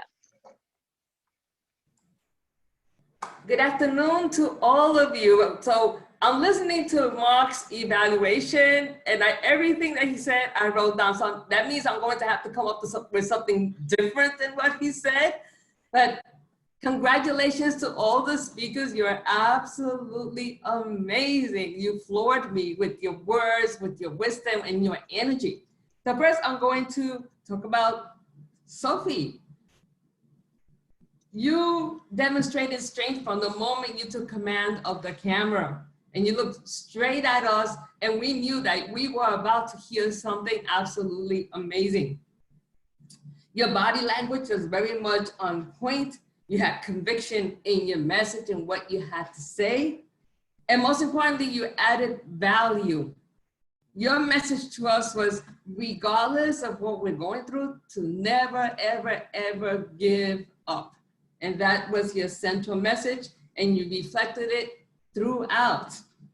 What I would like you to suggest to you, Sophie, is since your message was basically to never give up, why not use it as a repetitional phrase, like in between, to never give up? So by adding that, well, this is happening, but you can do this and this and this, you never give up. So that this way, people have that repetitional phrase in their mind, to never give up. Okay, there's not enough female leaders, so what? But we can do this other procedure so that in the future there can be more female leaders. Never give up, and then say your next word. But you are absolutely amazing. I also liked how you used your hands left, right, and then you look straight at the camera when you told us what you had to say. So that is what I also enjoyed the humor when you spoke about the breastfeeding, because that made me laugh so hard I almost cried. But it's so true, because it's a different world for men than for women, and yet women are able to juggle all of this stuff, right? So who's to say that women cannot be CEOs when they manage a household, breastfeed, they go out to work? So, just try to take the advice from what Mark gave you, add the repetitional phrase, never give up, and that speech will become a powerhouse. So thank you so much, Sophia. I forgot to address the evaluator, to Aaron. Good job on your evaluation of Mario. I know it's not easy to evaluate a world champion speaker, but I tell you, I have seen many evaluations in my life, and you were so on point, and I could tell that you really wanted to help Mario. Even though you consider him a high-level speaker, you really wanted to help him improve. And that's part of what an evaluation is all about, is to help the speaker improve. So good job on that. Next, Lynn, you are a powerhouse. You are a little powerhouse. And first of all, you came dressed in red. and red is the color of power. When you stood in front of that mic, I could tell that we were about to hear something amazing. The fact that you had the guts to change your title at the last minute tells me something. It tells me that at your young age, you're prepared for anything, that you're able to adjust, right? You're like water. You know, water has the ebbs and flows, and water can become a hurricane, or it can become as calm as the sea, and you're able to manipulate that. I liked how you said to stay focused in the present and not to look at the past and or at the future. You spoke to us about the story about your mother, and I feel that that really moved all of us, and it made us realize that, you know, we're here for this present time, and we have to be able to embrace what we have right now. You also, thank you. You gave tips on how you can improve yourself. You gave us your 3 points to be focused in the moment, and you ended it with a quote. And that's always a very powerful way to for us to understand that, you know, we have to focus on the now, and the quote kind of like ties it all up. So thank you so much, Lynn. Next, I'd like to focus on Jennifer. Jennifer, you're a very sincere speaker. You really are. When you come to the front, you are just, you wear your heart on your sleeve.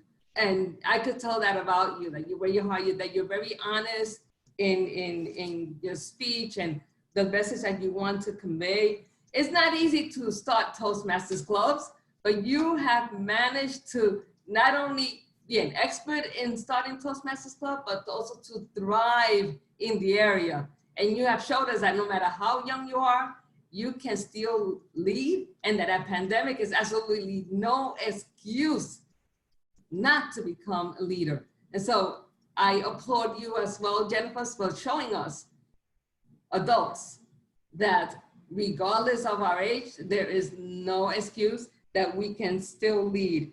What I'd like to suggest for you, Jennifer, is like Mark said, and actually for the other speakers as well, you have all this virtual space, use it to your advantage. When you take on the stage, you command it. So show that you command, and use the space to your advantage. And when you look straight at that camera, it just adds power and conviction. All of you were amazing. I loved you all. And I tell you, you blew me away. Thank you. Thank you. Thank you. Once again, thanks to Margarita, thanks to Mark, and that will conclude our prepared speeches and also constructive feedback, the evaluation part. Now we will proceed to the very exciting table topics. So what is the table topics? Before we proceed, I would like to invite our table topics master, Alyssa Wu. Alyssa? Hi. Yes, the floor is yours, Alyssa. Thank you. Hi, so my name is Alyssa Wu, and I'm a high school sophomore in New Jersey, and I've been in the United Speakers of America Toastmasters Club for 4 years. And I'm really grateful for the opportunity to be your table topics master today. So today I prepared 6 questions. When it's the speaker's turn, I'll tell them, okay, I'll introduce them, and then I'll ask them to pick a question from 1 to 6. They will say it out loud, and then I'll present the question in this format. I'll say their name, the question again, and then their name. Once I say their name the second time, they should take around 5 seconds to think, and then begin their speech. The speakers have 1 to 2 minutes to present their impromptu speech. Make sure to watch the timer so you stay in time. So let me just quickly pass it on to Sophia, the timer, so she can explain how the timing will work for the table topics. For table topic speeches, they should range between 1 minute and 2 minutes and 30 seconds. I will have 3 different color signals reminding the speaker of the time. So at 1 minute, I will raise a green signal. At 1 minute and 30 seconds, I will raise a yellow signal. And at 2 minutes, I will raise the red signal, and it will remain displayed until the end of the speech. Thank you and good luck.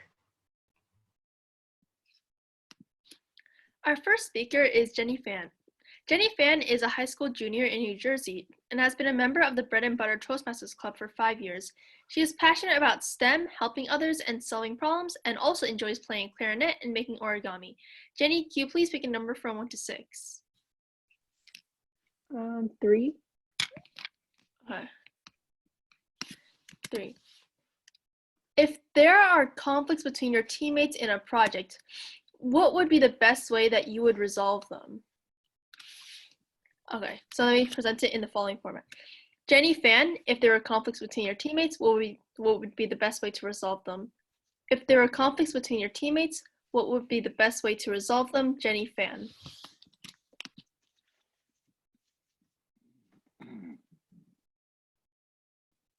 If there were conflicts between any of my teammates, the best way I think to resolve them would be first to ask about each of their points of views and ask about what they think, what their opinion is, and create a case for their argument as to why they think that they're right or the other person is wrong. And after that, I think that as a leader, you should have a common vision and like a common set of values. And so to resolve conflict, you should always turn back to those values and compare what each person says to those set of values. And so by doing that, people will know if what they say is aligning with what the team believes in. And by doing so, you can create a bonding atmosphere where they can resolve the issues by themselves and without any hard feelings. So that's the way that I think we should resolve conflict in teams.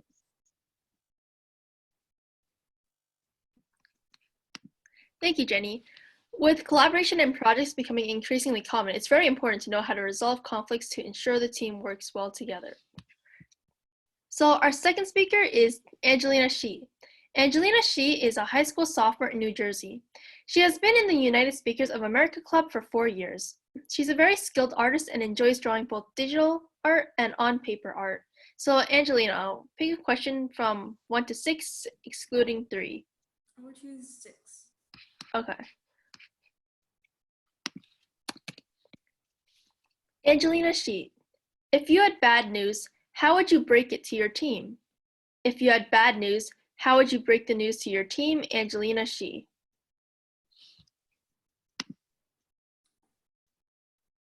If I had bad news, I would break it to my team by probably saying what the bad news is. But after that, I would explain the good part of the bad news.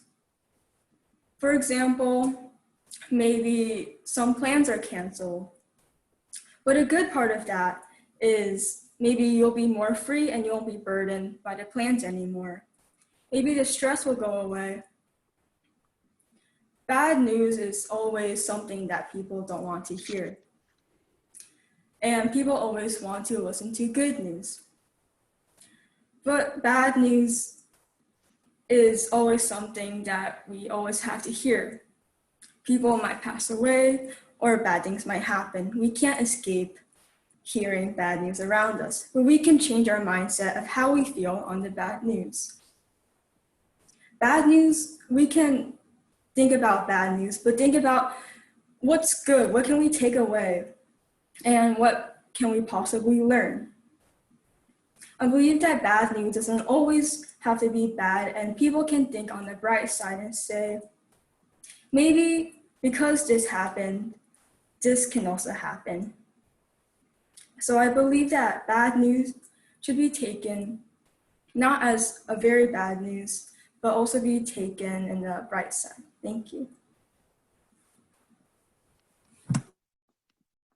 Okay, thank you, Angelina. It's not right to expect that all news will be positive, as there will almost never be an ideal situation. So it's important to be resilient and try to find something to learn from each negative experience. So our third speaker is Grace Wren. Grace Wren is a high school sophomore in New Jersey and has been in the United Speakers of America Club for 4 years. She is skilled in both speaking and debate. In her spare time, she likes to bake and play the violin. So Grace, please pick a number from 1 to 6, excluding 3 and 6? I'll pick 2.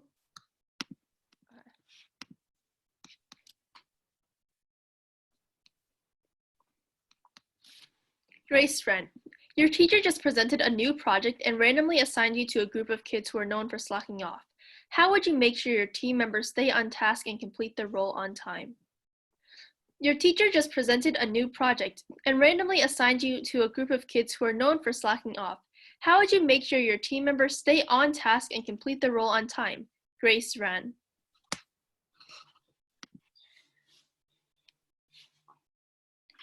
There have been actually many times where that situation has happened to me, where I've been assigned to a group that is known for either not doing their work or basically doing everything the last minute. And that basically contradicts everything I like to do. I like to get things started right when we get our project so that we don't end up slacking off at the end.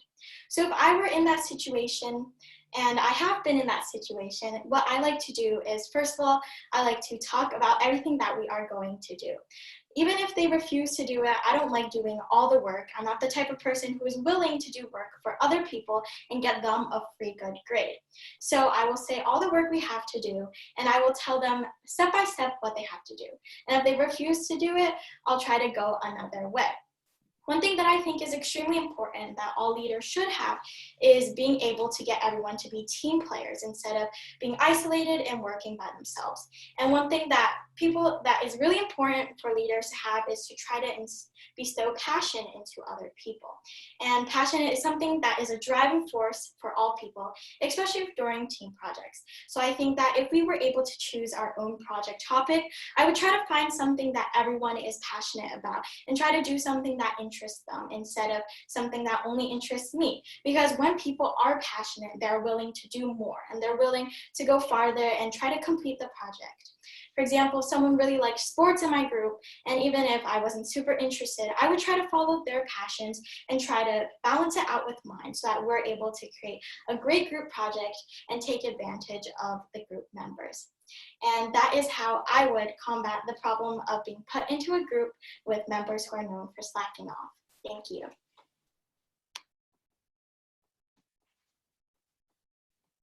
Okay, thank you, Grace.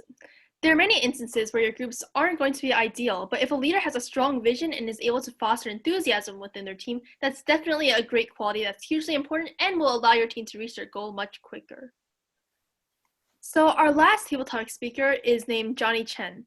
Johnny Chen is a high school senior in Canada. He greatly enjoys public speaking and has been involved with Toastmasters since 2019. After practicing at a Mandarin Adult Toastmasters Club, he co-founded a Gavel Club and became its president.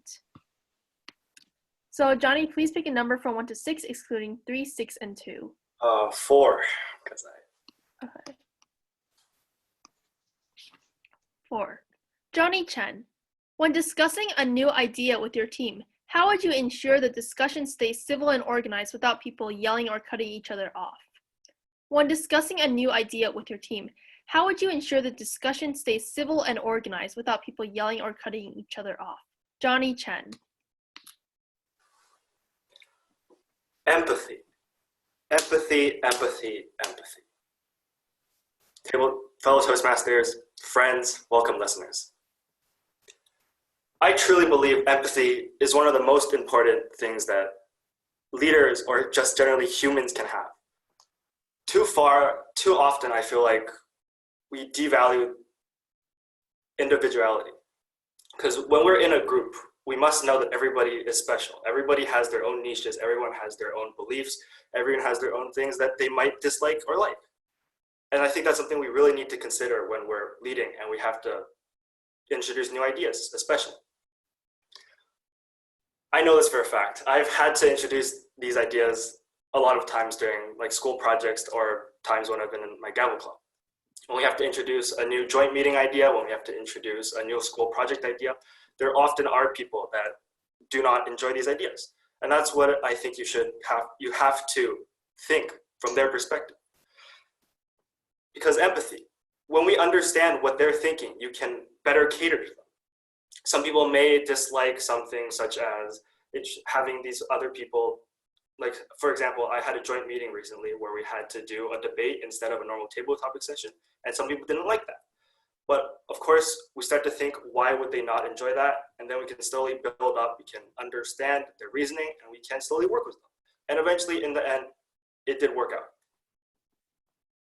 Because in the end, everyone is special, everyone is different. We have over 100 people in this meeting today, and I'm sure everyone has their own ideas and their own goals. And if we can better cater towards these goals, then we can be better and we can introduce new ideas and we can work better as a team. After all, as Atticus Finch once said, to understand a person, you can truly understand them until you crawl into the skin and walk around in it. Thank you. Okay. Okay, thank you, Johnny. I think it's really important to know how to facilitate discussions and be empathetic towards your teammates and understand them, because that's really important towards fostering a team and helping everybody work together and be civil and help everything run more smoothly. So everybody, speakers, thank you for your great impromptu speeches. Those are really good. So now it's time to pass the mic back to the Toastmaster.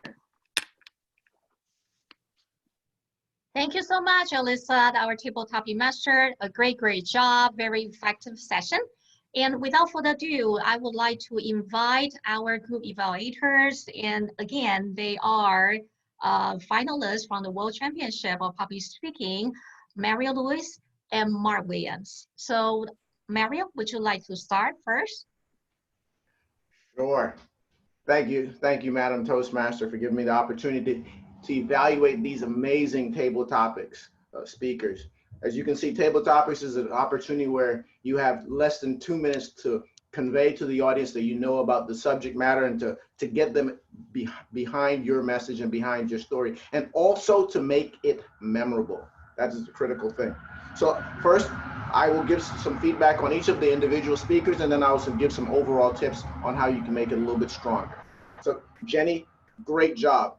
And I want to acknowledge that these are some very challenging table topics to discuss. So about leadership, about management. So first, talking about conflicts between teams. You did a great job in providing really good examples. You started out by restating the question to give you a little bit of time to think through your response. And then you talked about a values-based approach in order to making sure that conflicts between team members don't continue on. So a great answer. You gave good examples, and I was able to follow you throughout your message. One thing I would like you to do, one of the challenging things about table topics is because you're so focused on what you're going to say, sometimes you forget to smile.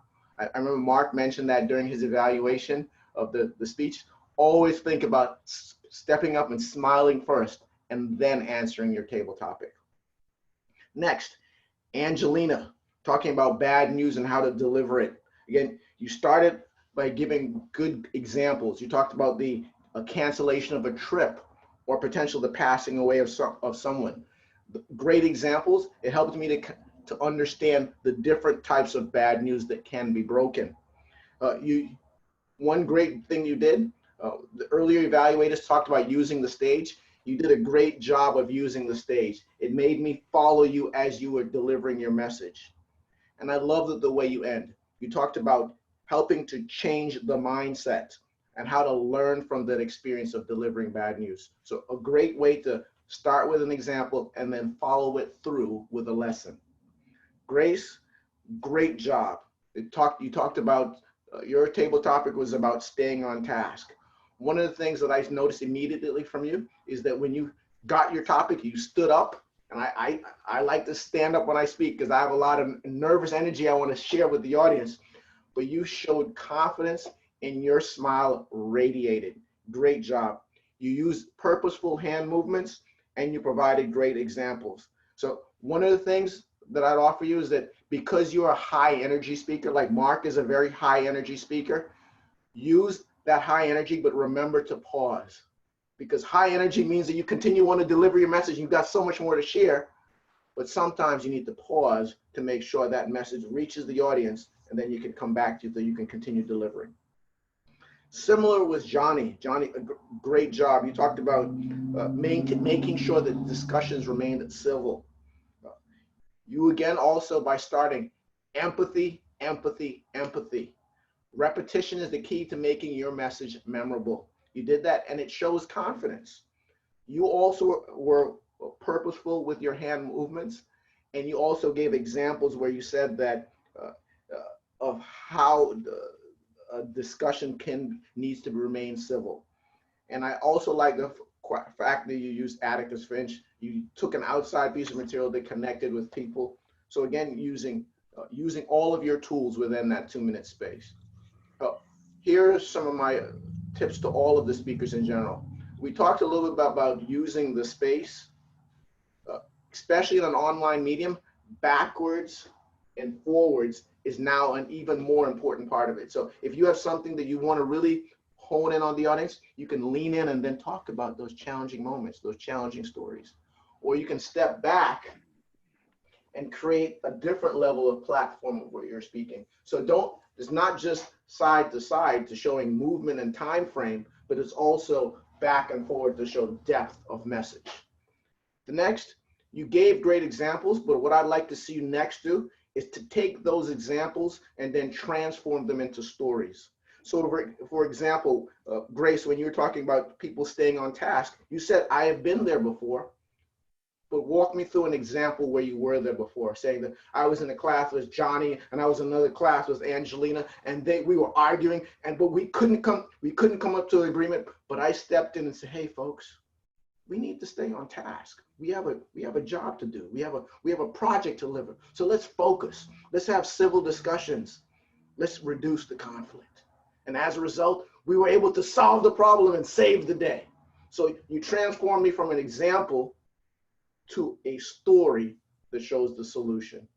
And in my moments of wrapping up, one of the things that's critical, if you look on the Toastmasters judging ballot sheet for how you close out a table topic, you should also spend a few moments restating at the end of what what the objective was. So the last thing you want to leave the audience with is something so they will remember what the lesson is to be taken away from your table topic, so it's crystallized in their mind. Again, amazing job. Challenging topics, but you all rose to that level and did phenomenal. Great job. Thanks again, Shifu. Mark, the space is yours. So here's the challenge. Giving an evaluation after Mario Lewis. That is a challenge. Mario said so many things that were on my same sheet. So I will try to follow Margarita's lead and try to share something that was not said before. I do want to say this. Here's what I learned from all four of you. As leaders, we must align our values. We must show a positive perspective. We must understand the passions of each individual on our team, and we must show empathy. Those are 4 core values or 4 core facets of effective leadership. And I want to congratulate and applaud all of you for sharing that. Jenny, you just reminded me of a piece of advice that I have given recently during a lot of my career coaching sessions. Be direct. Mario talked about telling the story, and that's very important. I absolutely agree with him. You showed us that we want to start off with the answer, be direct with how you would resolve a conflict within your team, and then tell the story behind it. And that's the thing that I would ask you to add to that. Also, take a page out of Johnny's book, where clearly he grabbed a quote. That was great. Include anything that you're reading right now. There's a book called Essentialism that talks exactly about what you were talking about. Try to remind the team of what it is that you're trying to achieve and what are the common values that you have.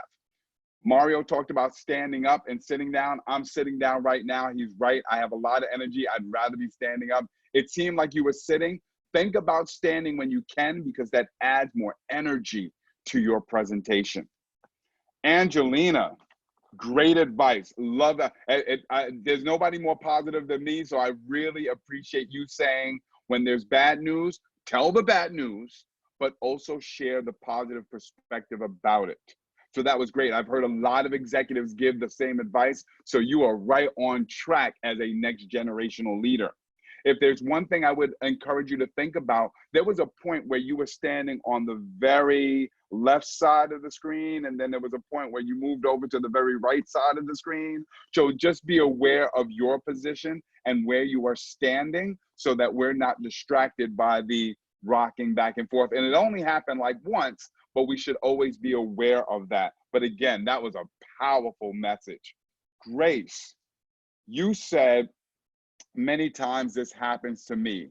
And then you said, if I were in that situation. So I'd love to give you this word, not if, but when. When I was in that situation, the word when then takes us to Mario's advice of storytelling. If takes us into theory, when takes us into storytelling. So use the power word when. Love the advice about finding out the passions of everyone in order to align the passions of the entire team. That was great advice. And finally, Johnny, I love the way it started off. Empathy, empathy, empathy, empathy. How do you fill 1 to 2 minutes of speaking? You focus on one key word. Would have loved if you had said that word again, even at the end, just to emphasize it even more. Super impressed by how you came up with a quote for a table topics question that shows that you're very well read. So that's a great job. And I love the fact that you added the story about the table topics example in your own club to support what you were saying. In short, all of you, I encourage you to embrace your storytelling. Use the power of when to tell your stories. And may I say, you all spoke as if you had known the question beforehand, because the way you fluently answered these questions, I was like, wait, is this set up? Did they know the questions, or are they just that good? I applaud you all. Great job. Great leaders. Mark, thank you so much. And I guess I can answer the question on their behalf. They don't know that. And even I don't know these questions beforehand. So my table topic master just told me that she is going to surprise everybody, and which in a very positive way. And the next part, our concluding part. Our timer is probably the business person today to keep everybody posted with the timing. And I would like to introduce Sophia Wen. Sophia is an upcoming sophomore of Melbourne High School in New Jersey. She enjoys figure skating and playing flute. He's a new blood to the Gavel Club USA. Sophia, can we have the timers report, please? Thank you to all the speakers for being on time with their speeches so the event can progress on time. It was a pleasure listening to you all, and here are the time reports. So first up, we have Aaron for the evaluations. The time for Aaron is 3 minutes and 45 seconds. Next up, we have the prepared speeches. For Sophie, the time is 6 minutes and 20 seconds. For Lynn, the time is 5 minutes and 48 seconds. And for Jennifer, the time is 6 minutes and 28 seconds. Last but not least, here are the table topic speeches. The time for Jenny is 1 minute and 8 seconds. The time for Angelina is 1 minute and 28 seconds. The time for Grace is 1 minute and 47 seconds. And the time for Johnny is 1 minute and 59 seconds. Again, great job to all of the speakers. I learned a lot from your speeches, and I believe the audience did too. This is the end of the time report, and thank you. Great job, Sophia. And just for everybody's information, this is the first time actually Sophia doing the timer, playing the timer flow in such a large event. And the next part will be our general evaluation. So we would like to invite Diana Chow back to share her perspective and her experience in our conference today. And that will be coming from a non-Toastmaster perspective. Diana, the floor is yours. Yeah, so first first of all, you guys did wonderful. I used to compete in speech and debate when I was in high school. I know I sound really old when I say like I used to do that, but anyway, this is very refreshing to see because I do wish that like I had maybe competitors or colleagues, whatever, like you back when I was competing, because you really bring the energy and the passion, and really is, I think, inspiring to our audience members and myself alike. And so I think, so in terms of just general feedback, I would say for the most part, everybody had really great energy, structure, and confidence. And just to point out some specific examples, I noticed Grace started off really nicely relating to the prompt by pointing to your personal experience. Johnny did a nice job acknowledging the audience and emphasizing your points. Lynn had a lot of energy, et cetera, et cetera. So I think all of you did a really fantastic job showing that side of your ability. In terms of what I think maybe you can work on in the future, and again, this is partly my own personal style of speaking preference, so you don't necessarily have to follow this if it's not something that you're interested in, but I like to think of speaking as kind of like engaging with an audience as if you were like a theater actor almost. And what I mean by that is using certain like theatric techniques, like varying your speaking speed, volumes, expressions, noticing your pauses, even like movement. Like because we're virtual right now, it's a lot of times we don't get to see the whole movement of the body, like walking in a certain shape, etc. So what movement the audience does see, like for example, you reaching out your hand, or maybe you pointing to what you're wearing as an example of something in your speech. All of that, like if you stabilize your movement and just focus on that for a second, rather than just doing our usual like sort of shaky human instinct of movements, that can also help you make your point come across stronger. So in a way, like in terms of varying your speaking speed, volume, expressions, pauses, etc., I think of it kind of like music. There's a certain rhythm to it that I think if you like just tune into what you're saying, maybe can help you with figuring out how to phrase and speak out your written speeches, etc., in a way that feels more engaging to the audience. So in this way, it will also help avoid making you sound more stoic or formulaic. And also just don't be afraid to take up space. Integrating your story, sharing your points of view, that's all valid, and your story and voice deserves to be heard and is something that you should be proud of. So when I say integrating your story, that's going to come with it, the integration of emotions. And so I would like to see more emotions added in, but I don't mean that in like a sort of you worrying about it too artificially, like, oh, I need to like be super happy here or super sad here. What I mean is integrating your stories, your truths into it, being authentic, and letting that guide the way that the emotionality of the speech comes across. But all in all, I was super impressed and super excited to see where you guys go from here, and just great job all around.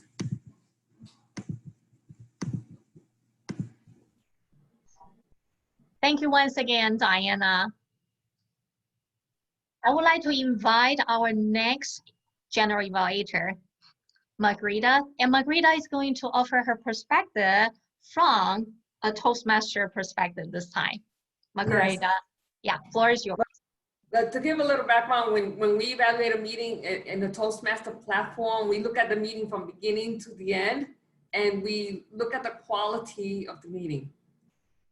This meeting was amazing for many reasons. First of all, the preparation prior to the actual event.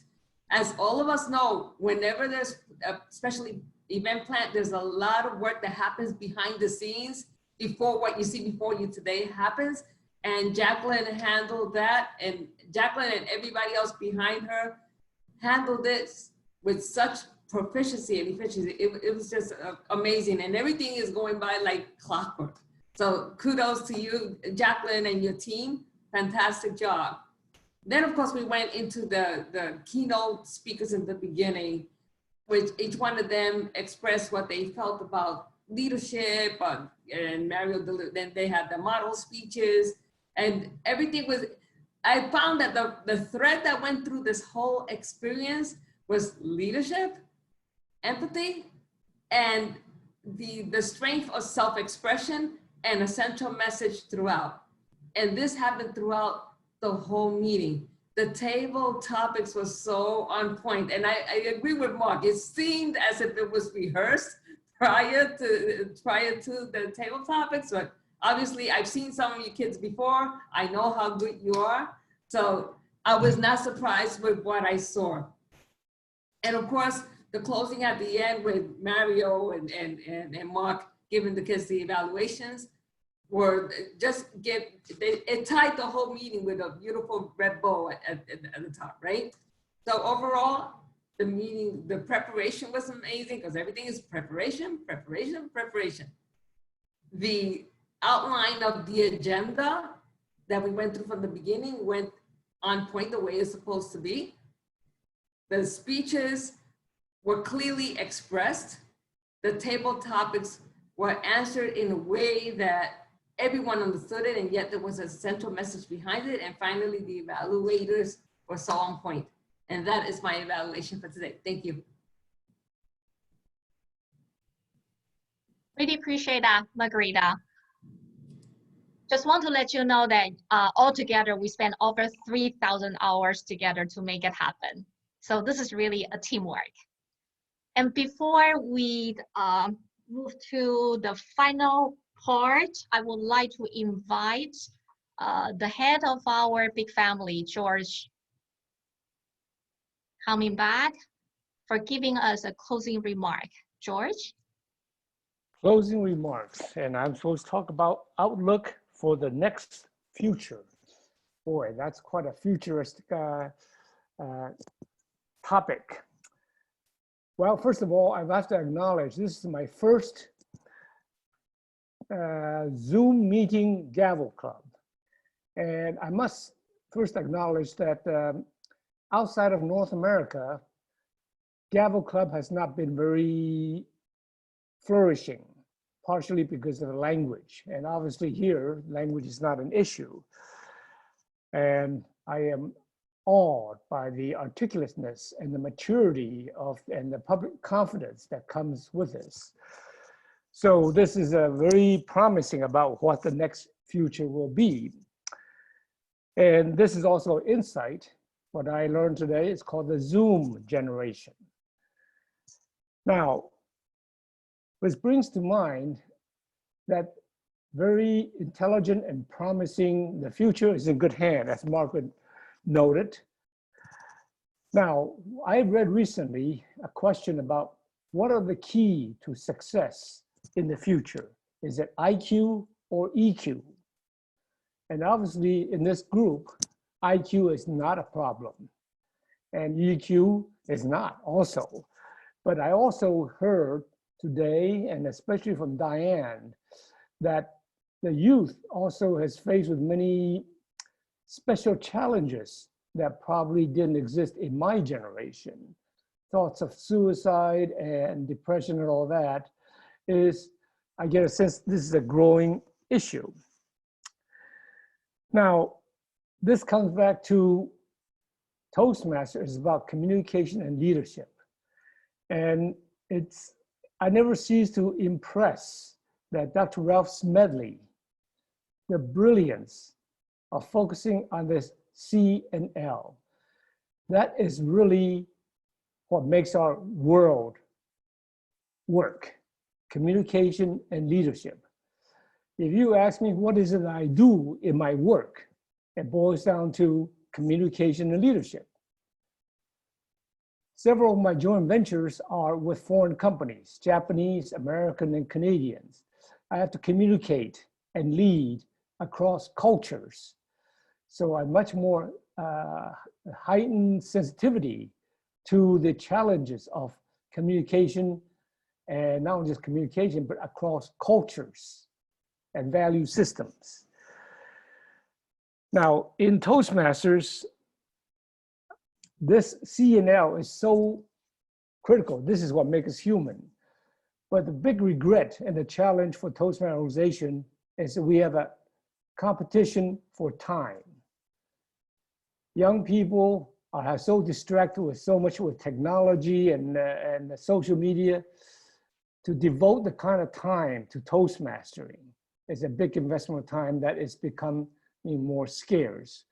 And this has been a struggle of our organization and its growth.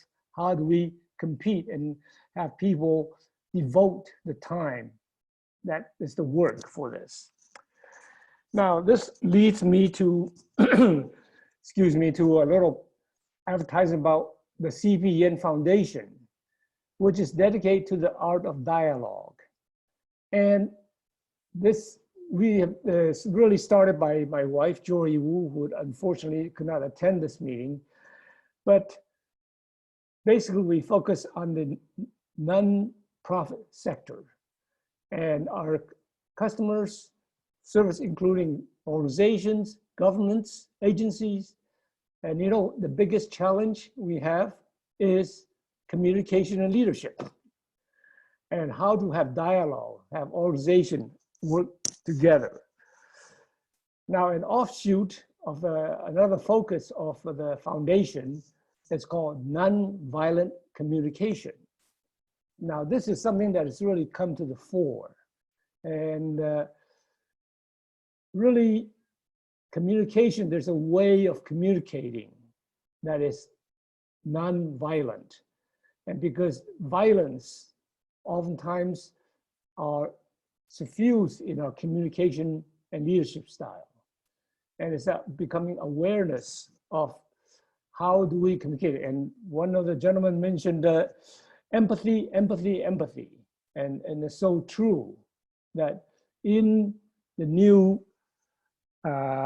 next future, communication is the growing importance of empathy and nonviolent communication. And how well our society will work depends to a large extent on our ability to have dialogue with each other and also across organizations. So that will be my closing remark for this Zoom generation. Thank you so much, George. Yeah, for the encouragement and also the outlook that you share with us. And the final moment, so this is really the party time. I would like to invite all the panelists to turn on your camera so that we are able to connect with each other. Awesome, awesome.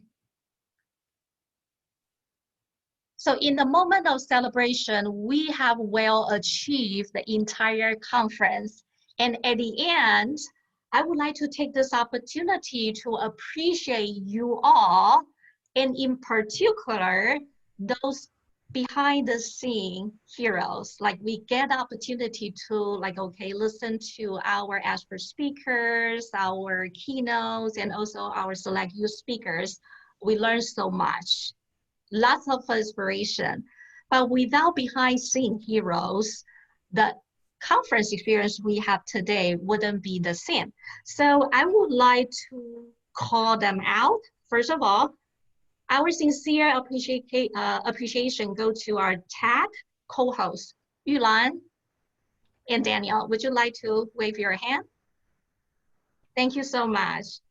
And thanks to them making our new normal experiences with Zoom webinar today so smooth and hassle-free. So to be honest, I am so relieved having you both here. And secondly, our parents advisors in our planning committee, Cindy Chan, Wen Yan, Wang, and also Hong Wei Zhang. Would you like to wave your hands? And our virtual hugs and kisses to you. Each of them have been guiding the work stream they have chosen, and all together with our youth leaders in the committee, we spent over 3,000 hours together to make it happen. Last yet not the least, many Bengoya riots who we love and appreciate so much. Many Bengoya, we are super fortunate having you two with us in our audition. So many, did you have one or two words for us? Like, okay, how well we did in our audition. What is your experience with us? Well, Jacqueline, first of all, I want to congratulate each and every one of the participants today. As Margarita said before, the future can be in better hands because we really don't know where this world of us is going. Until recently, I don't think anybody even knew this Zoom thing, and now we're talking about Zoom generation.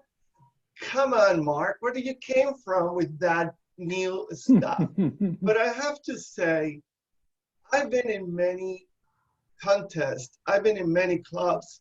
As you know, I used to be part of the District 83, and I've never seen so much talent in such a young age. You make my day. And I can only envision a future that no one can even expect through you. Nobody can tell you where the world is going, because you are the one that are going to make it. You are the force that is going to unite us in a way that we have never seen, through communication, through leadership, through empathy, and through understanding. Jacqueline, I definitely want to congratulate you for putting this together. Actually, let me ask for a round of applause for Jacqueline. Oh,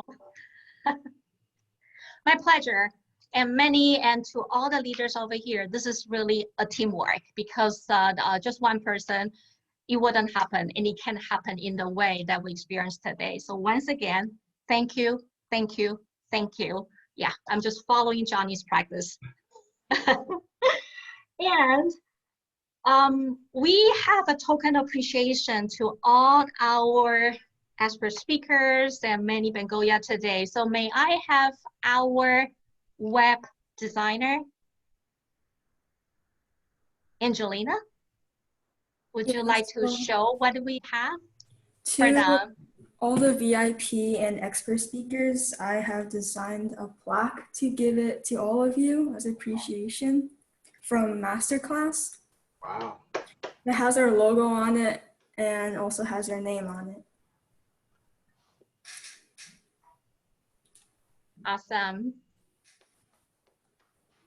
And we have more, right? Yeah. Do we have another We also have stuff from you? Yeah. T-shirts that has our logo on it too. Great job. Thank you so much. So this is really the virtual offering, but they will be on the mail to you all. And the t-shirt, the logo is designed by Angel, and we have lots of great creativity within this group, and which really surprised me. I just feel so fortunate having this great group of talents with us. They are really the hope of our future.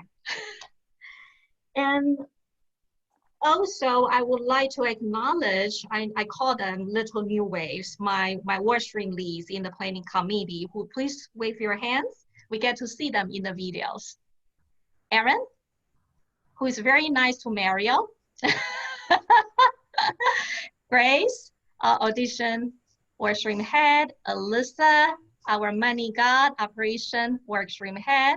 And Jennifer, our communication workstream head. Do I miss anybody over here? And of course, Angel, how can I forget you? And this is the token, my token appreciation to you. This is a book autographed by Diana. So she has to leave because she has other speech engagement. So again, this is like a youth to youth, and I just feel like, okay, this is something that you can either use or share with your friends. And this is also just want to show you. So you will have it from me very soon as well. So once again, I want to thank you to all for your great enthusiasm and support to our generation of speakers and leaders. And most important, our audience, you know, who's staying a little late with us today. And as promised, we do have a bonus session to offer. So Yulan, would you like to help us, like how to proceed that? Should we ask them to raise a hand, whoever to like, okay, be able to stay a little late? Then we will invite them come into this webinar room. How about that? Yeah, sure. Thanks, Jacqueline, for this amazing event. And for all the attendees, we do have a bonus session. If you'd like to join the bonus session to enable your video and audio access, please use the raise hand function and we will promote you as a panelist so that you can join the network session with us. Please send any question if you cannot find the raise hand function. It will be in your functional bar. Yeah, And Yulan, I saw 3 already. 4, 5. Okay, just one change is mine. We have 4. Did you need help, or we can just count on you for that part? Yeah, once you raise your hand, I'm in the process of changing you to a panelist. Yeah. Awesome, awesome. Sister, I can't find the hand thing. Oh, well, that is not for us. That is for the audience. For the outside audience. Oh, okay, okay. Exactly. Because so once they raise a hand, Yulan is able to permit them, like invite them back to this room. So they are all together. We see a few with us right now. And by the way, just want to take this opportunity to thank to those who are not able to stay a little late. Your enthusiasm and support are really, really appreciated. And we look forward to seeing you again in our 2021 Masterclass. And have a great long weekend. And for those who can stay, this is optional session. So if you need to leave, you need to check out, no hard feeling. And have a great weekend. Stand for our panelists. Thank you. And feel free to unmute yourself. And let's see how many people we have. If we have a smaller size of group, then I guess we can just have the conversation directly. Yeah. I guess we have 3, 4, okay. Some.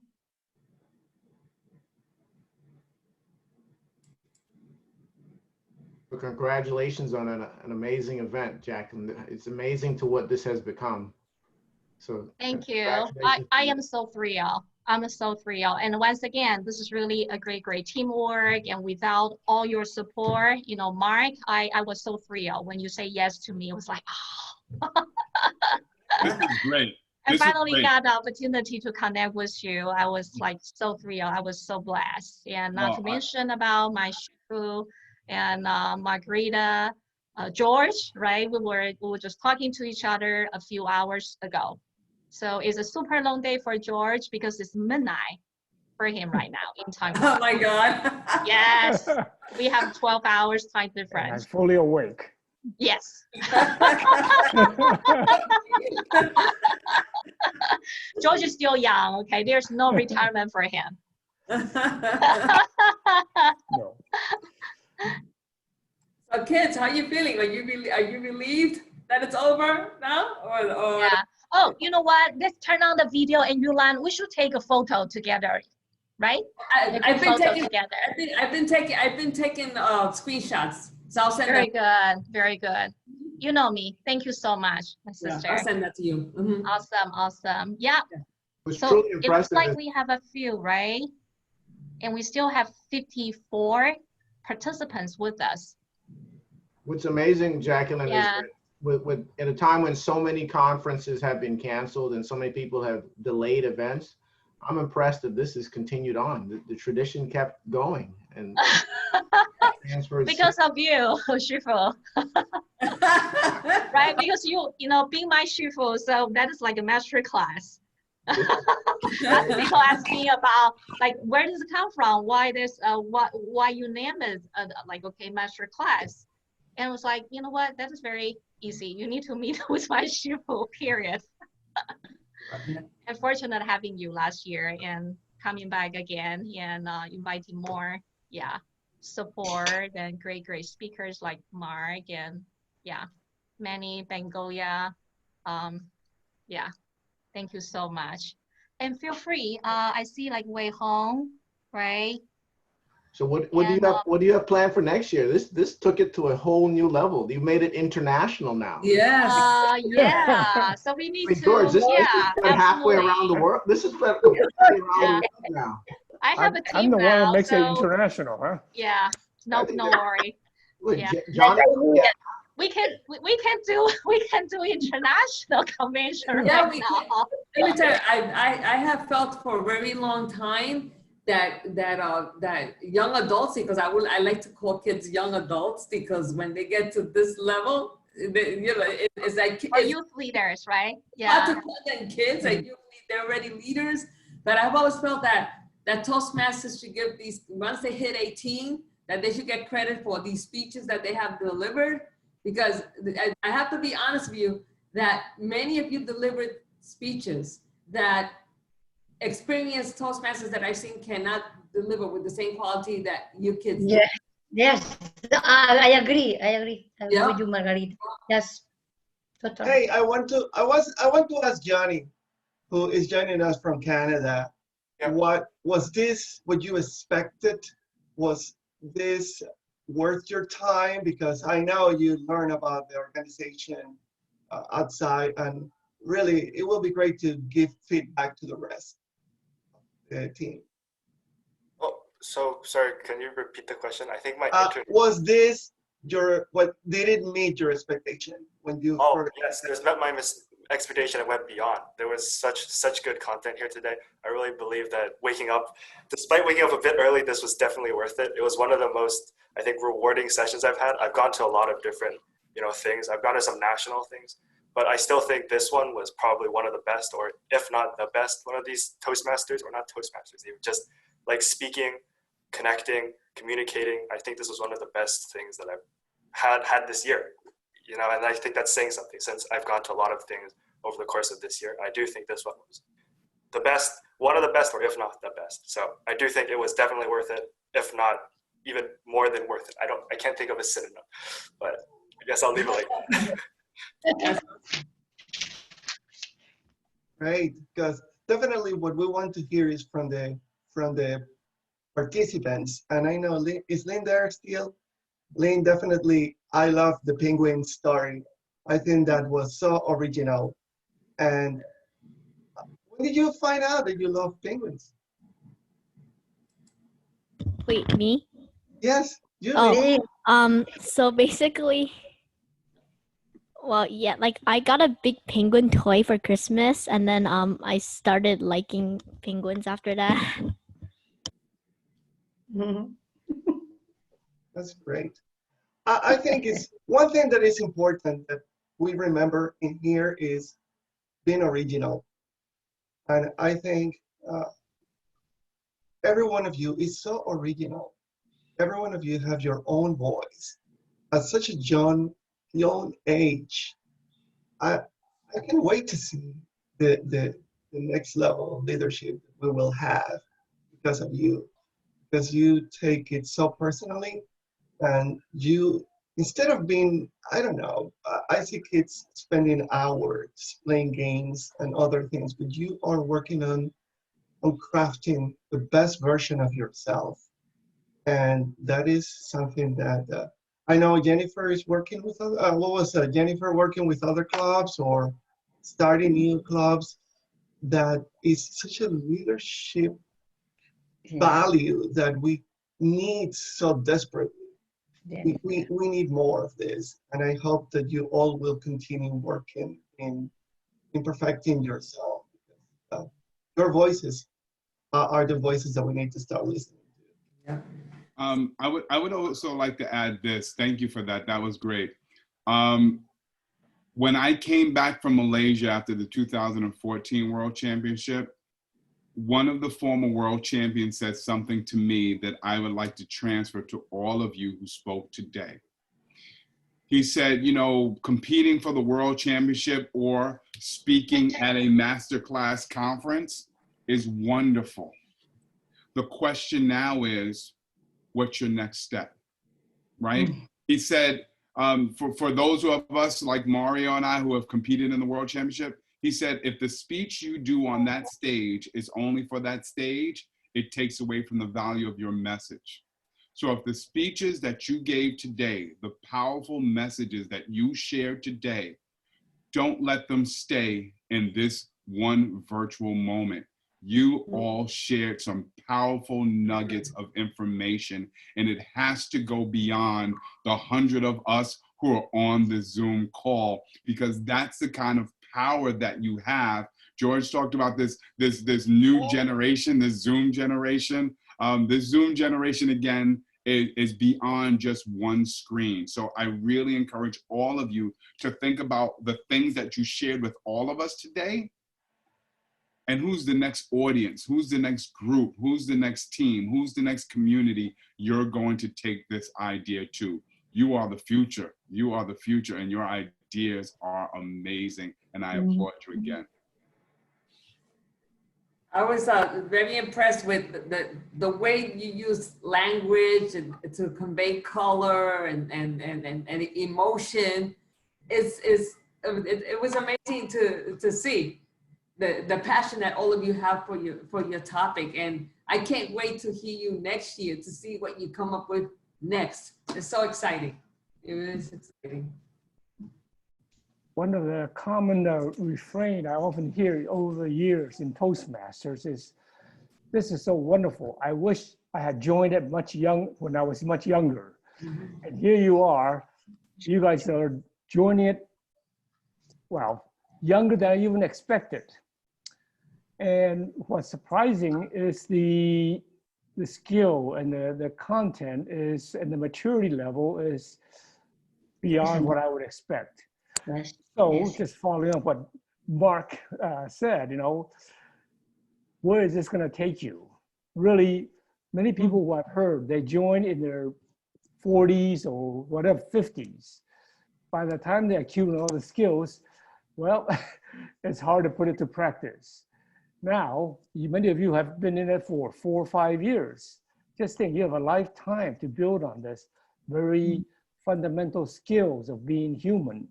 And in my view, as I said earlier, communication and leadership is what life and work is all about.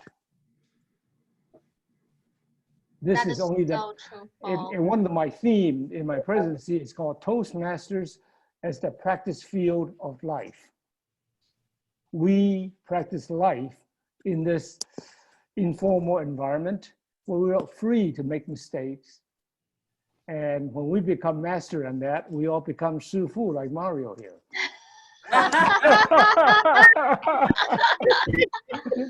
Now, Shifu, you are international now.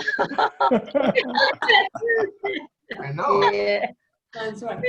It is From me amazing. to many others, but I am so excited to see that.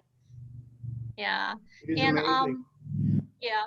And I also see that we do have a few attendees actually join us for this networking session. So may I invite you to turn on your camera? So we are able to have, communicate or have dialogue with you. I see, let me see, this is a Zili, Kathy, May, Olive, and Ray, right? Hi, thank you for joining us. Yeah. Hi. This is the networking session. So if you have any question or any comment, suggestion, feel free. And I guess all our speakers are here. As for speakers, youth speakers are all here. This is the party. Yeah. Thank you for joining us. Yeah. Hi everyone. Can you guys hear me? Yes. Oh, you are mom, right? Yeah, I'm the mom. I'm the mom. I was like, oh wow, Lady's so quick. Actually, she changed right away. I was like, okay. I'm using Hi. I'm actually using upstairs on another computer. I'm actually using her computer right now. So I really want to say thank you so much for the organizer and speaker. I was literally crying twice when Lynn gave the speech, because you guys know I'm in the story, right? So last year I got this crazy pneumonia. I was actually in the hospital for 7 days straight, and I literally thinking I'm dying in that moment. And it was such a crazy experience. And actually I also got anxiety disorder in the hospital because of all the craziness going on. So I'm so just saying Lynn's, through her lens, right? All this, the experience from her point of view.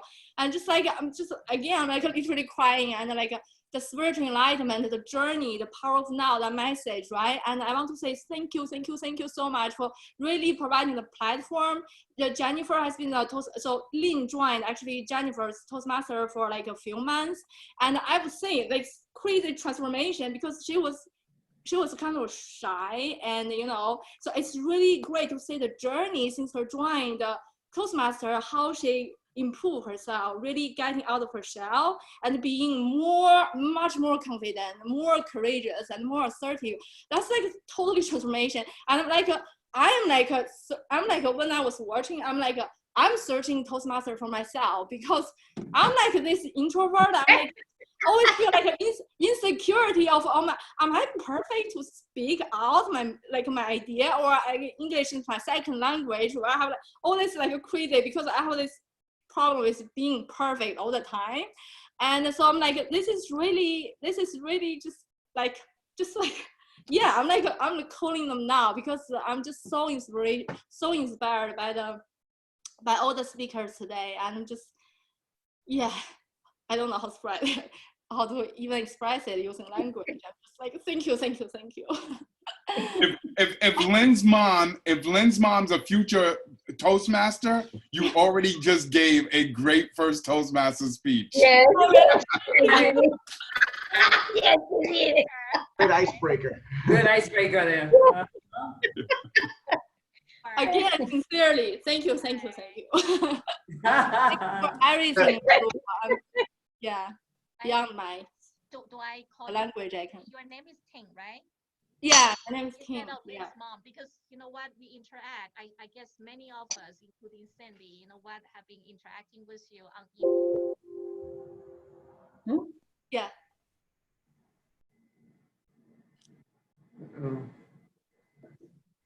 Actually, I can't hear.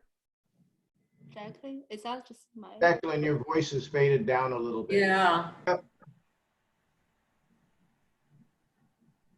She's sharing with us the meaning of life at this point. Oh. Well, the one thing that we are learning in Zoom is that no matter how much preparation you put into this, it never goes as planned. And I'm sure Aaron has something to tell us about that, because Aaron has been the IT controller for most of the rehearsal and thing. So Aaron, I know you've been the darkest screen behind it. Tell us a little bit about the experience for you too. Yeah, sure. So I was assigned IT, and I literally had no idea about what to do. So I had to learn everything as I went along, including like how to manage Zoom and Webinar, which is the platform we're using right now. And I think that was a really interesting experience, since it allowed me to interact with a lot of people and using technology as a platform to do so. So I remember during the auditions where I stayed after to help the judges just for technical stuff, but I overheard like all the judges, the briefings of the judges and what they thought, and I thought that was a very valuable experience for me. And I think I learned a lot from planning this event and helping out. Good job. Here's something more. Can you hear me? A little low, but we can hear you. It's still low. We're losing you. Okay. Yeah. How about now? Is it better? Not really. Let me turn off my video. Is it better? No. It's low. We can hear you, but it's very low. Low, yeah. Nice picture though. Oh, thank you. Yeah. Let me just type it, okay? Because Aaron is also our film director. If you like the video, he's the guy. He's a guy. So what happened is, I'm one of the cast, right? So I was provided with a script and with the instruction and with the deadline to submit. And then, you know what, even though I am the initiator, but there's no privilege. So I guess like, okay, 10 seconds out of maybe 2 minutes. So that's what I get. But I have to kudos to Aaron. You know what, great job. And he did, the cut makes sense. And that's what we experienced this morning. And hopefully you all get impressed and surprised. I mean, that is super, super powerful to me. So I just want to kudos to Aaron. Wow. Yes. Yeah. And also our technical, work stream, we also have the parent advisor, like Wen Yan, to join us exploring the Zoom part. And like Yulan, actually, she's really the guru. So she's kind of passed that knowledge around. Yeah. Thanks again. Yeah.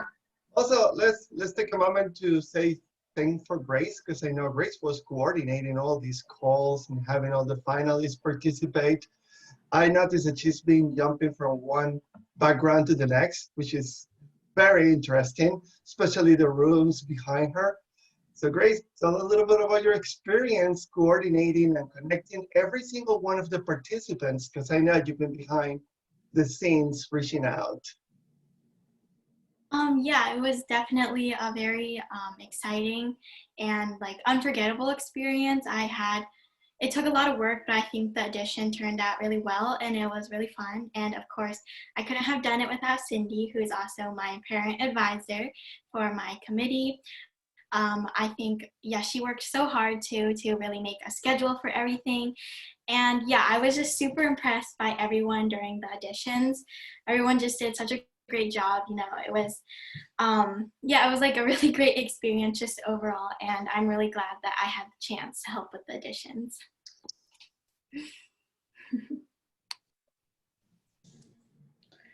Thank you so much. And we didn't realize the workload actually for the audition was so huge, because that was really our first time, but we made it happen. So thanks to our select speakers over here as well. Like, okay, without you, once again, you know what, the conference wouldn't be the same. So thank you so much for helping us to reaching out and also to diversify. Yeah. I'm just happy I didn't have to audition. Yeah, right? That's a good idea. Maybe, yeah, you know what, Shifu? Yeah, both you and Mark. I like it. I don't know if I would have made it.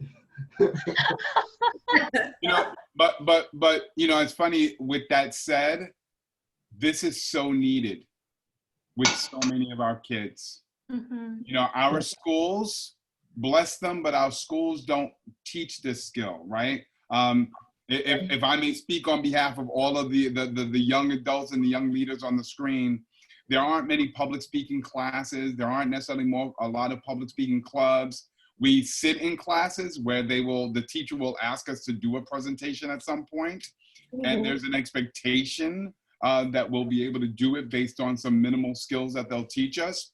But there's no forum, or there are not enough forums like this to teach our young children at this age. Way before, as George said, when they're well into their 40s and they think they should be working on it, but now, you know, they feel like they're running out of time. So putting this together, Jacqueline, the whole team, for all of you who participated in this, this is an opportunity to take the momentum from this and the model of this and to share it with more people. Our children across state lines, across borders, they need to be introduced to developing this skill now, so that we can have a much brighter future. So let's figure out how we're going to take this to another level. I will definitely working with you, you know, Mark, because you are coming from the education. You are an educator. So yeah, that is so true. Yeah, and absolutely all together, because all these youth leaders actually they are service oriented too, and that's why I just feel they are, you know what, they really deserve that.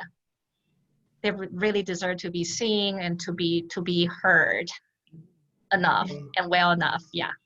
Definitely, as George previously said, Toastmaster is where the base is on the top.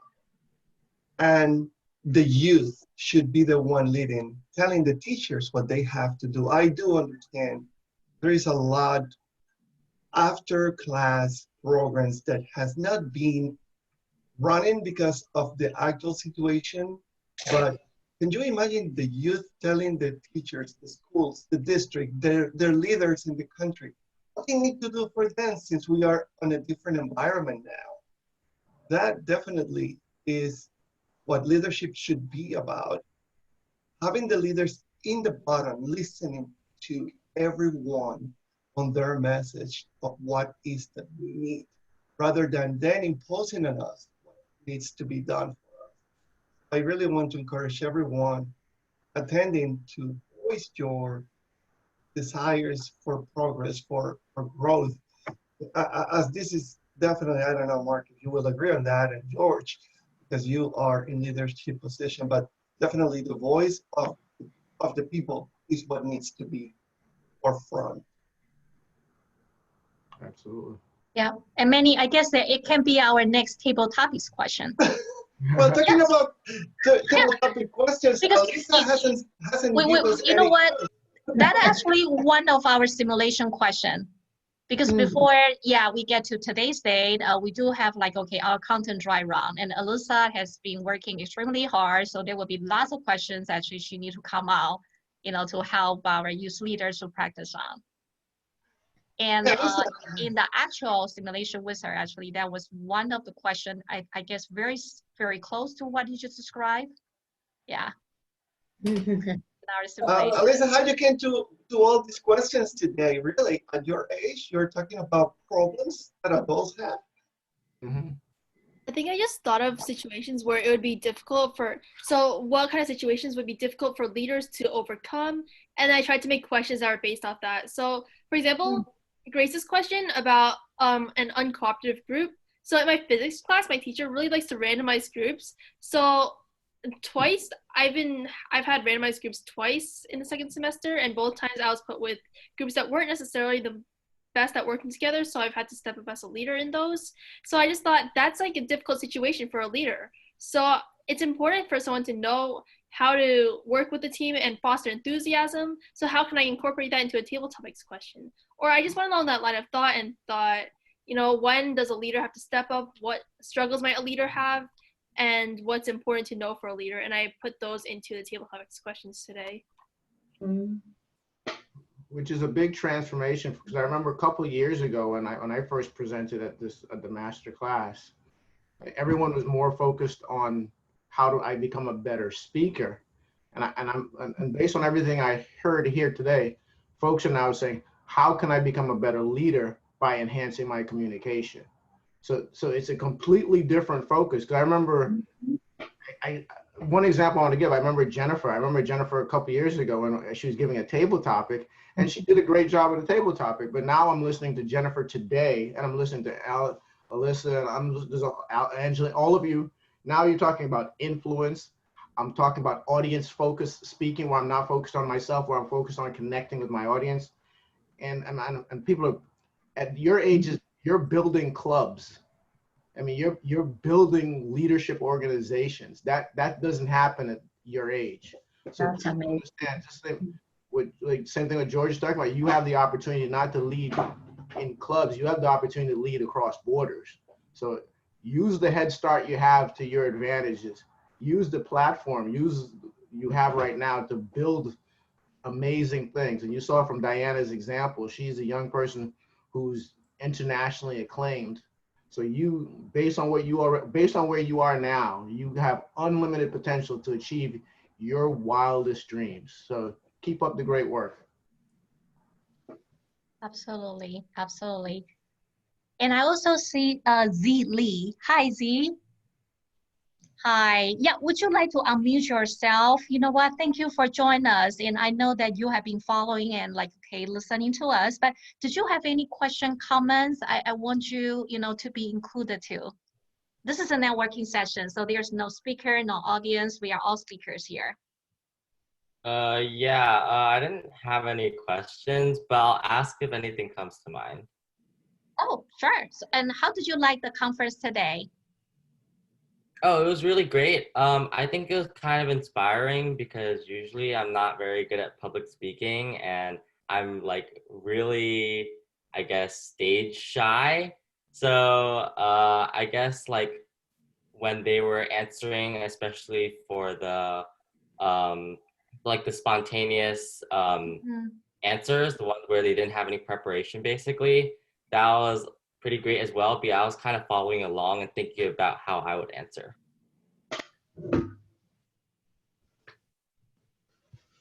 You are not alone. So Z, if you are, I'm sorry, what is your name?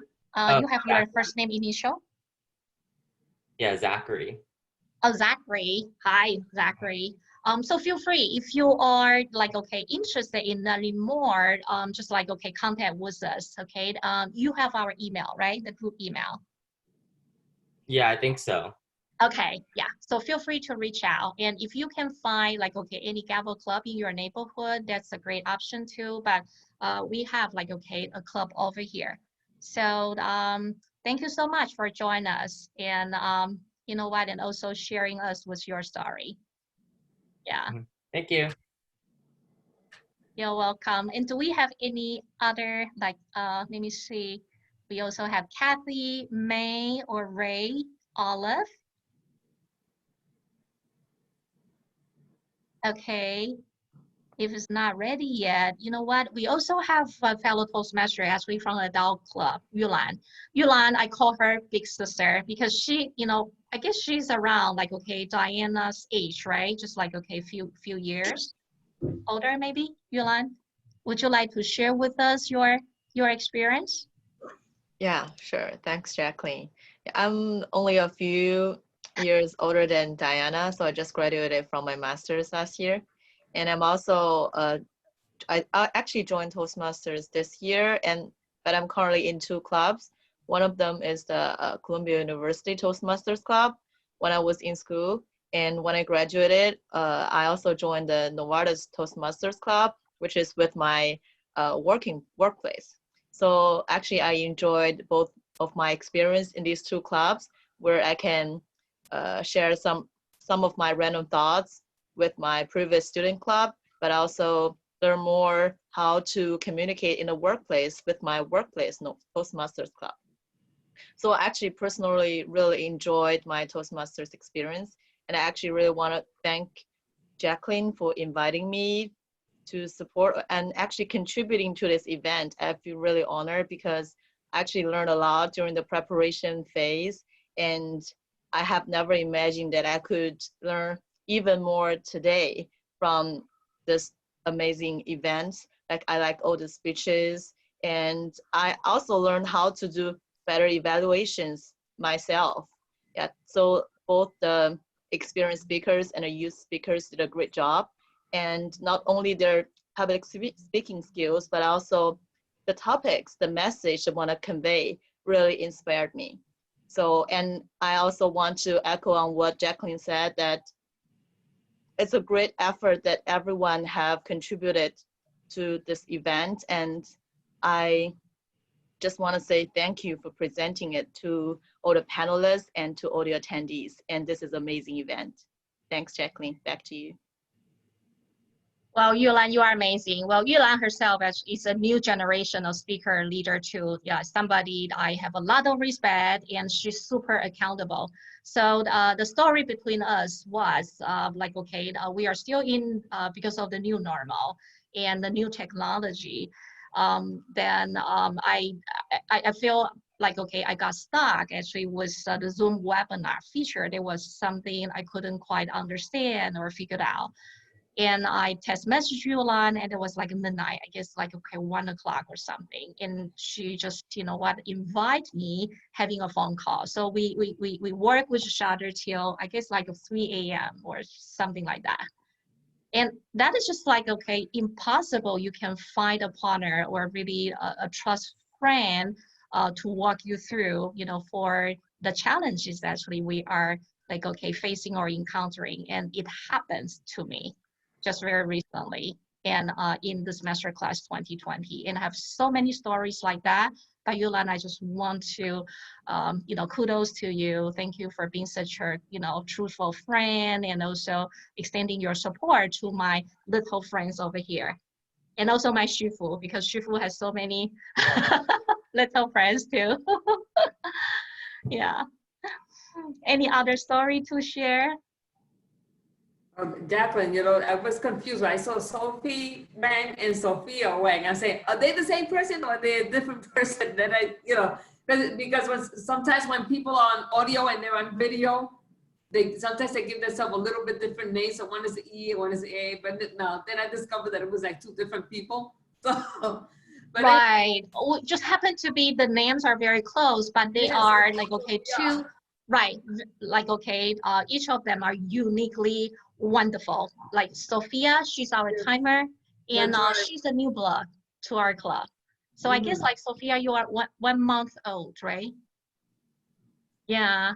And we just encourage her, like challenge her to take this timer's role. So this is really the first time. she did a beautiful job. She really she's did amazing. a beautiful job. She's amazing because we changed the flow, and it's all about the collaboration and also the cooperation. And she got it right away. So we've been testing each other.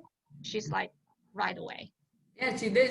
I tell you, amazing. Because I've seen, right, I've been a timer in many competitions, and what happens is that sometimes you get so much into the speech and you forget to take the time because that's me. it has happened to me. You know, this is why you have two timers in case one forgets the other. No, this is where we're at. That's me. That's me. Yeah. But you know, Sophia, I give you credit. You did a fantastic job with the timing. You were totally on point. You were. And her presentation, because she's not just like, okay, like, you know, just on the time part, she also like, okay, share her experience. And that was a very pleasant surprise too. Yeah, so well done. Good, good job. Everybody did such a great job. There's not even to say. Thank you, Margarita. And for Johnny, are you awake? Oh, yeah, I don't know. I feel like my internet's really bad for some reason. No. The reason why I'm asking you, because let me see, 9, right? You are like, okay, 9:43 right now? Oh, yeah, it's okay. What time is it, Johnny, by you? Oh, it's 9:43. 9:43. He's in the West. Oh my God. No, it was 6 in the beginning, but after the time went by, I've been getting back to, it's like I actually woke up, so it's good. It's good. Oh gosh. Yeah. And Johnny has been an amazing contributor. So like when we did our first like try run, which was a technical test run, he was actually sick. So most of us just called in sick, but he still make a special effort to make it that day. And this is how much he impressed me, like really determined and really, you know, show the effort. And yeah. Well, that's one of the benefits of online meetings. You can actually show up sick and you won't run the risk of infecting everyone. That's a good way to take that, right? That is a new normal. Yeah. That's it. Sister, I have to leave because my niece is coming from Florida. And I have to meet her. Say hi to her. Yeah, we're going to social distance, wear our masks, but I said, fine, you could drop by. I'll meet you at the park with social distance, wear a mask, but they just had a new baby. So I won't be able to hold the baby in my arms for obvious reasons because of COVID and all that. But at least I'll get to see my new you and all that stuff, you know, so. Congratulations. Yeah. Bye, everybody. Thank you for being with us, Margarita. My pleasure. Have fun. I have to take off as well. I know George is leaving, but I wanted to just thank him for his leadership. I still remember it's a fond moment when I was in the 2012 World Championship of Public Speaking Finals where I had the opportunity. He was the contest chair, and I still have the video. I got a chance to shake his hand and got to meet him. So George, it's been a pleasure and a blessing to connect with you on this way again. So thank you for that. Thank you for your leadership. Thank you. I mean, so glad to connect after 8 years. Absolutely. Let's not make it another 8 years, please. It was nice to see George too. I agree. I've never spoken to you, but I've seen you on Toastmasters magazine. It's nice to finally actually see you and speak to you. So it's a real pleasure. Yes. Yeah. And I didn't have the chance to know you, George, but thank you for your leadership and for your contribution today. It was very inspiring. Absolutely great. Well, thank you for saying so. And before I just want to thank all of the young leaders on the line, and thank you, Jacqueline, for the opportunity to share. I've watched you guys grow, and it's been amazing and inspiring. So please keep up the amazing work that you're doing. You are the future of our country, our world, our nation. Keep doing the great job that you're doing, and I look forward to being back again. So take care now. Best wishes, and I'll see you soon. Okay, likewise. Have a great weekend. Thank you. Bye-bye. Bye. Bye. So George, must be a super long day for you, right? It's midnight. Yes, I'm going to turn into a pumpkin very soon, so I better leave. Okay, bye now. Thank you. Thank you so much, George. Yeah. Yeah. Yeah. Does anybody have anything to share or say? You know, I know it's a long day so far, right? And we all get very excited, nervous in a way, but job well done. I'm so proud of you. I'm so proud of you. Yeah. It was very impressive. Absolutely. I think that them. it speaks volume of what we have learned here today. Yeah. I still have one quick question for Sophie about her vision for women. Oh, Sophie. CEO, yeah. Because I think that was extremely inspiring to me to see that she stands and talks about something that is on the news, is on the mind of many people, but women are a force that has never, still until the other day, they didn't even have the right to vote. So, Sophie, what inspired you to talk about women as CEO? I personally, like right now in school, I personally feel like it's so much, like it's a lot better because we have like an even mix of both like boys and girls in like the top leadership positions in our clubs. And I feel like, when we go out into like the real world per se, that it's going to be a lot harder to become like one of those top leaders because, like right now in school, we're always like, oh, we want to become the president of this club. We want to like start up this club and become a leader in this sense. And then when you think about like going into the real world, when the statistics are so low for like female leaders, it kind of discourages you and you're kind of like, oh, well, I guess like this is all I have right now. So I just better make the most of it while I'm still in school. And so I think that having female leaders is definitely like something that's really important for us to focus on because there are like so little of them, and like females should have the chance to be like the leaders at the very top. Yeah. And also, just to add on a little bit to that, I recently saw this article where like a lot of female CEOs, they're only put in charge when the company is like struggling or when the company isn't doing very well, because those are like the only opportunities they have to become CEO, become like those top positions. So like that really, it's kind of sad because that's their only chance, like when the company isn't doing very well. So like, I don't know, I guess it kind of teaches us that like these are the kind of opportunities we have to take a hold of. Yeah.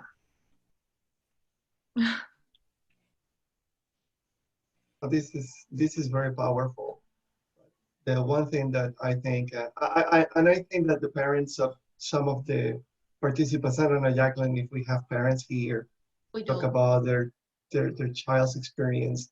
But the one message I think it's important to carry from here is, we're still living like in the 20th century, but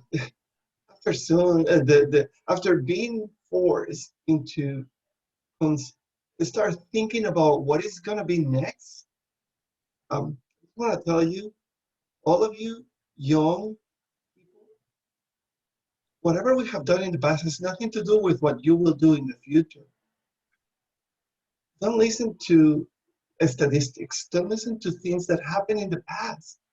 Because as Lynn was telling before, and I will quote her, the past and the future What was that word, Lynn? Like my ending. Like the past and the future are Oh, like illusions. illusions. The future is now. The future is in your hands.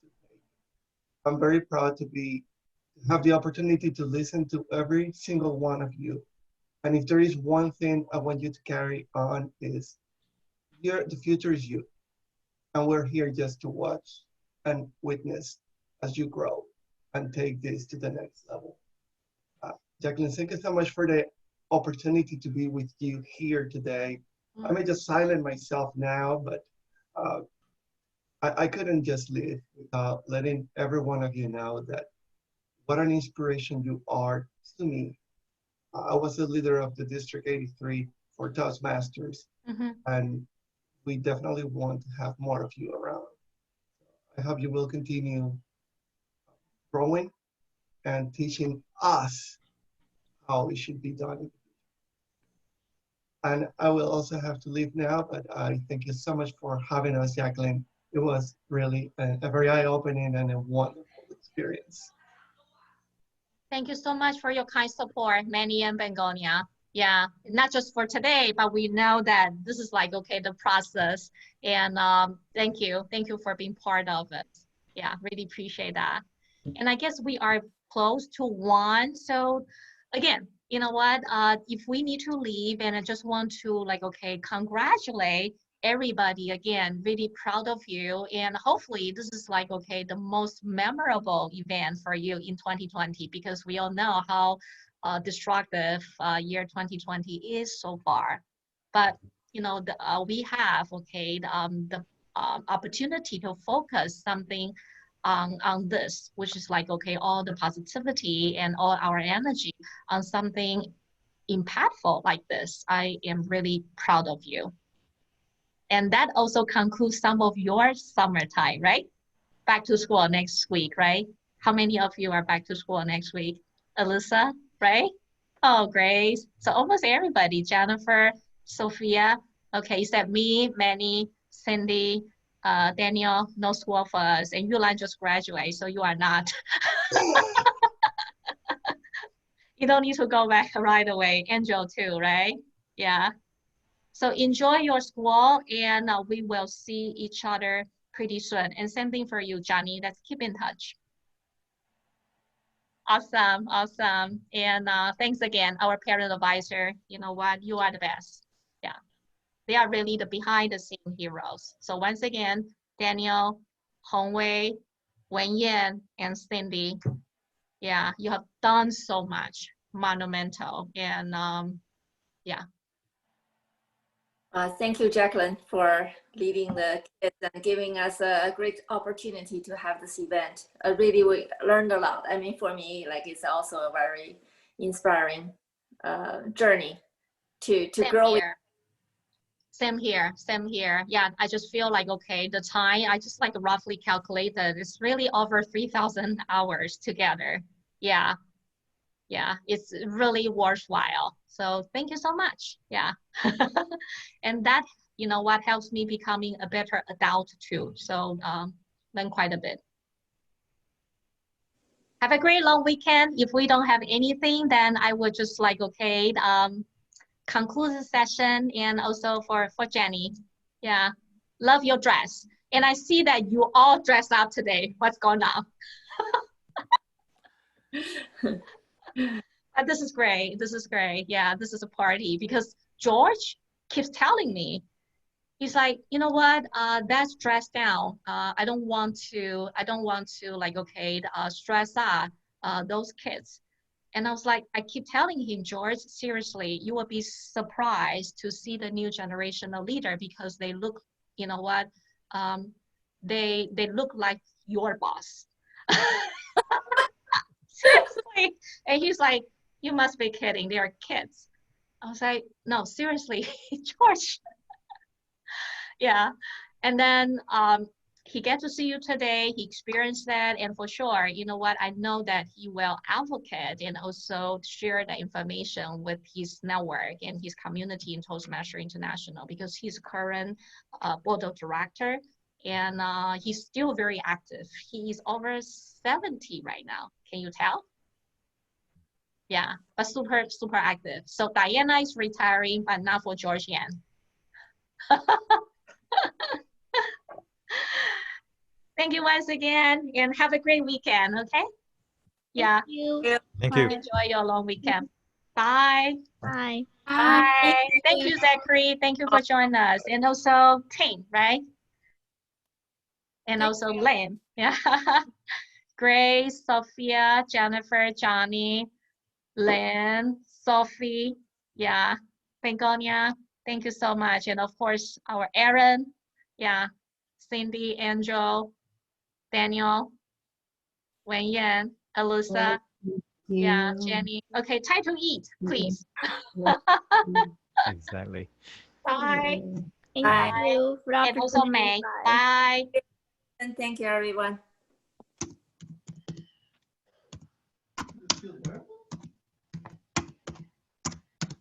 Ya le he puesto aquí unas cuantas cosas.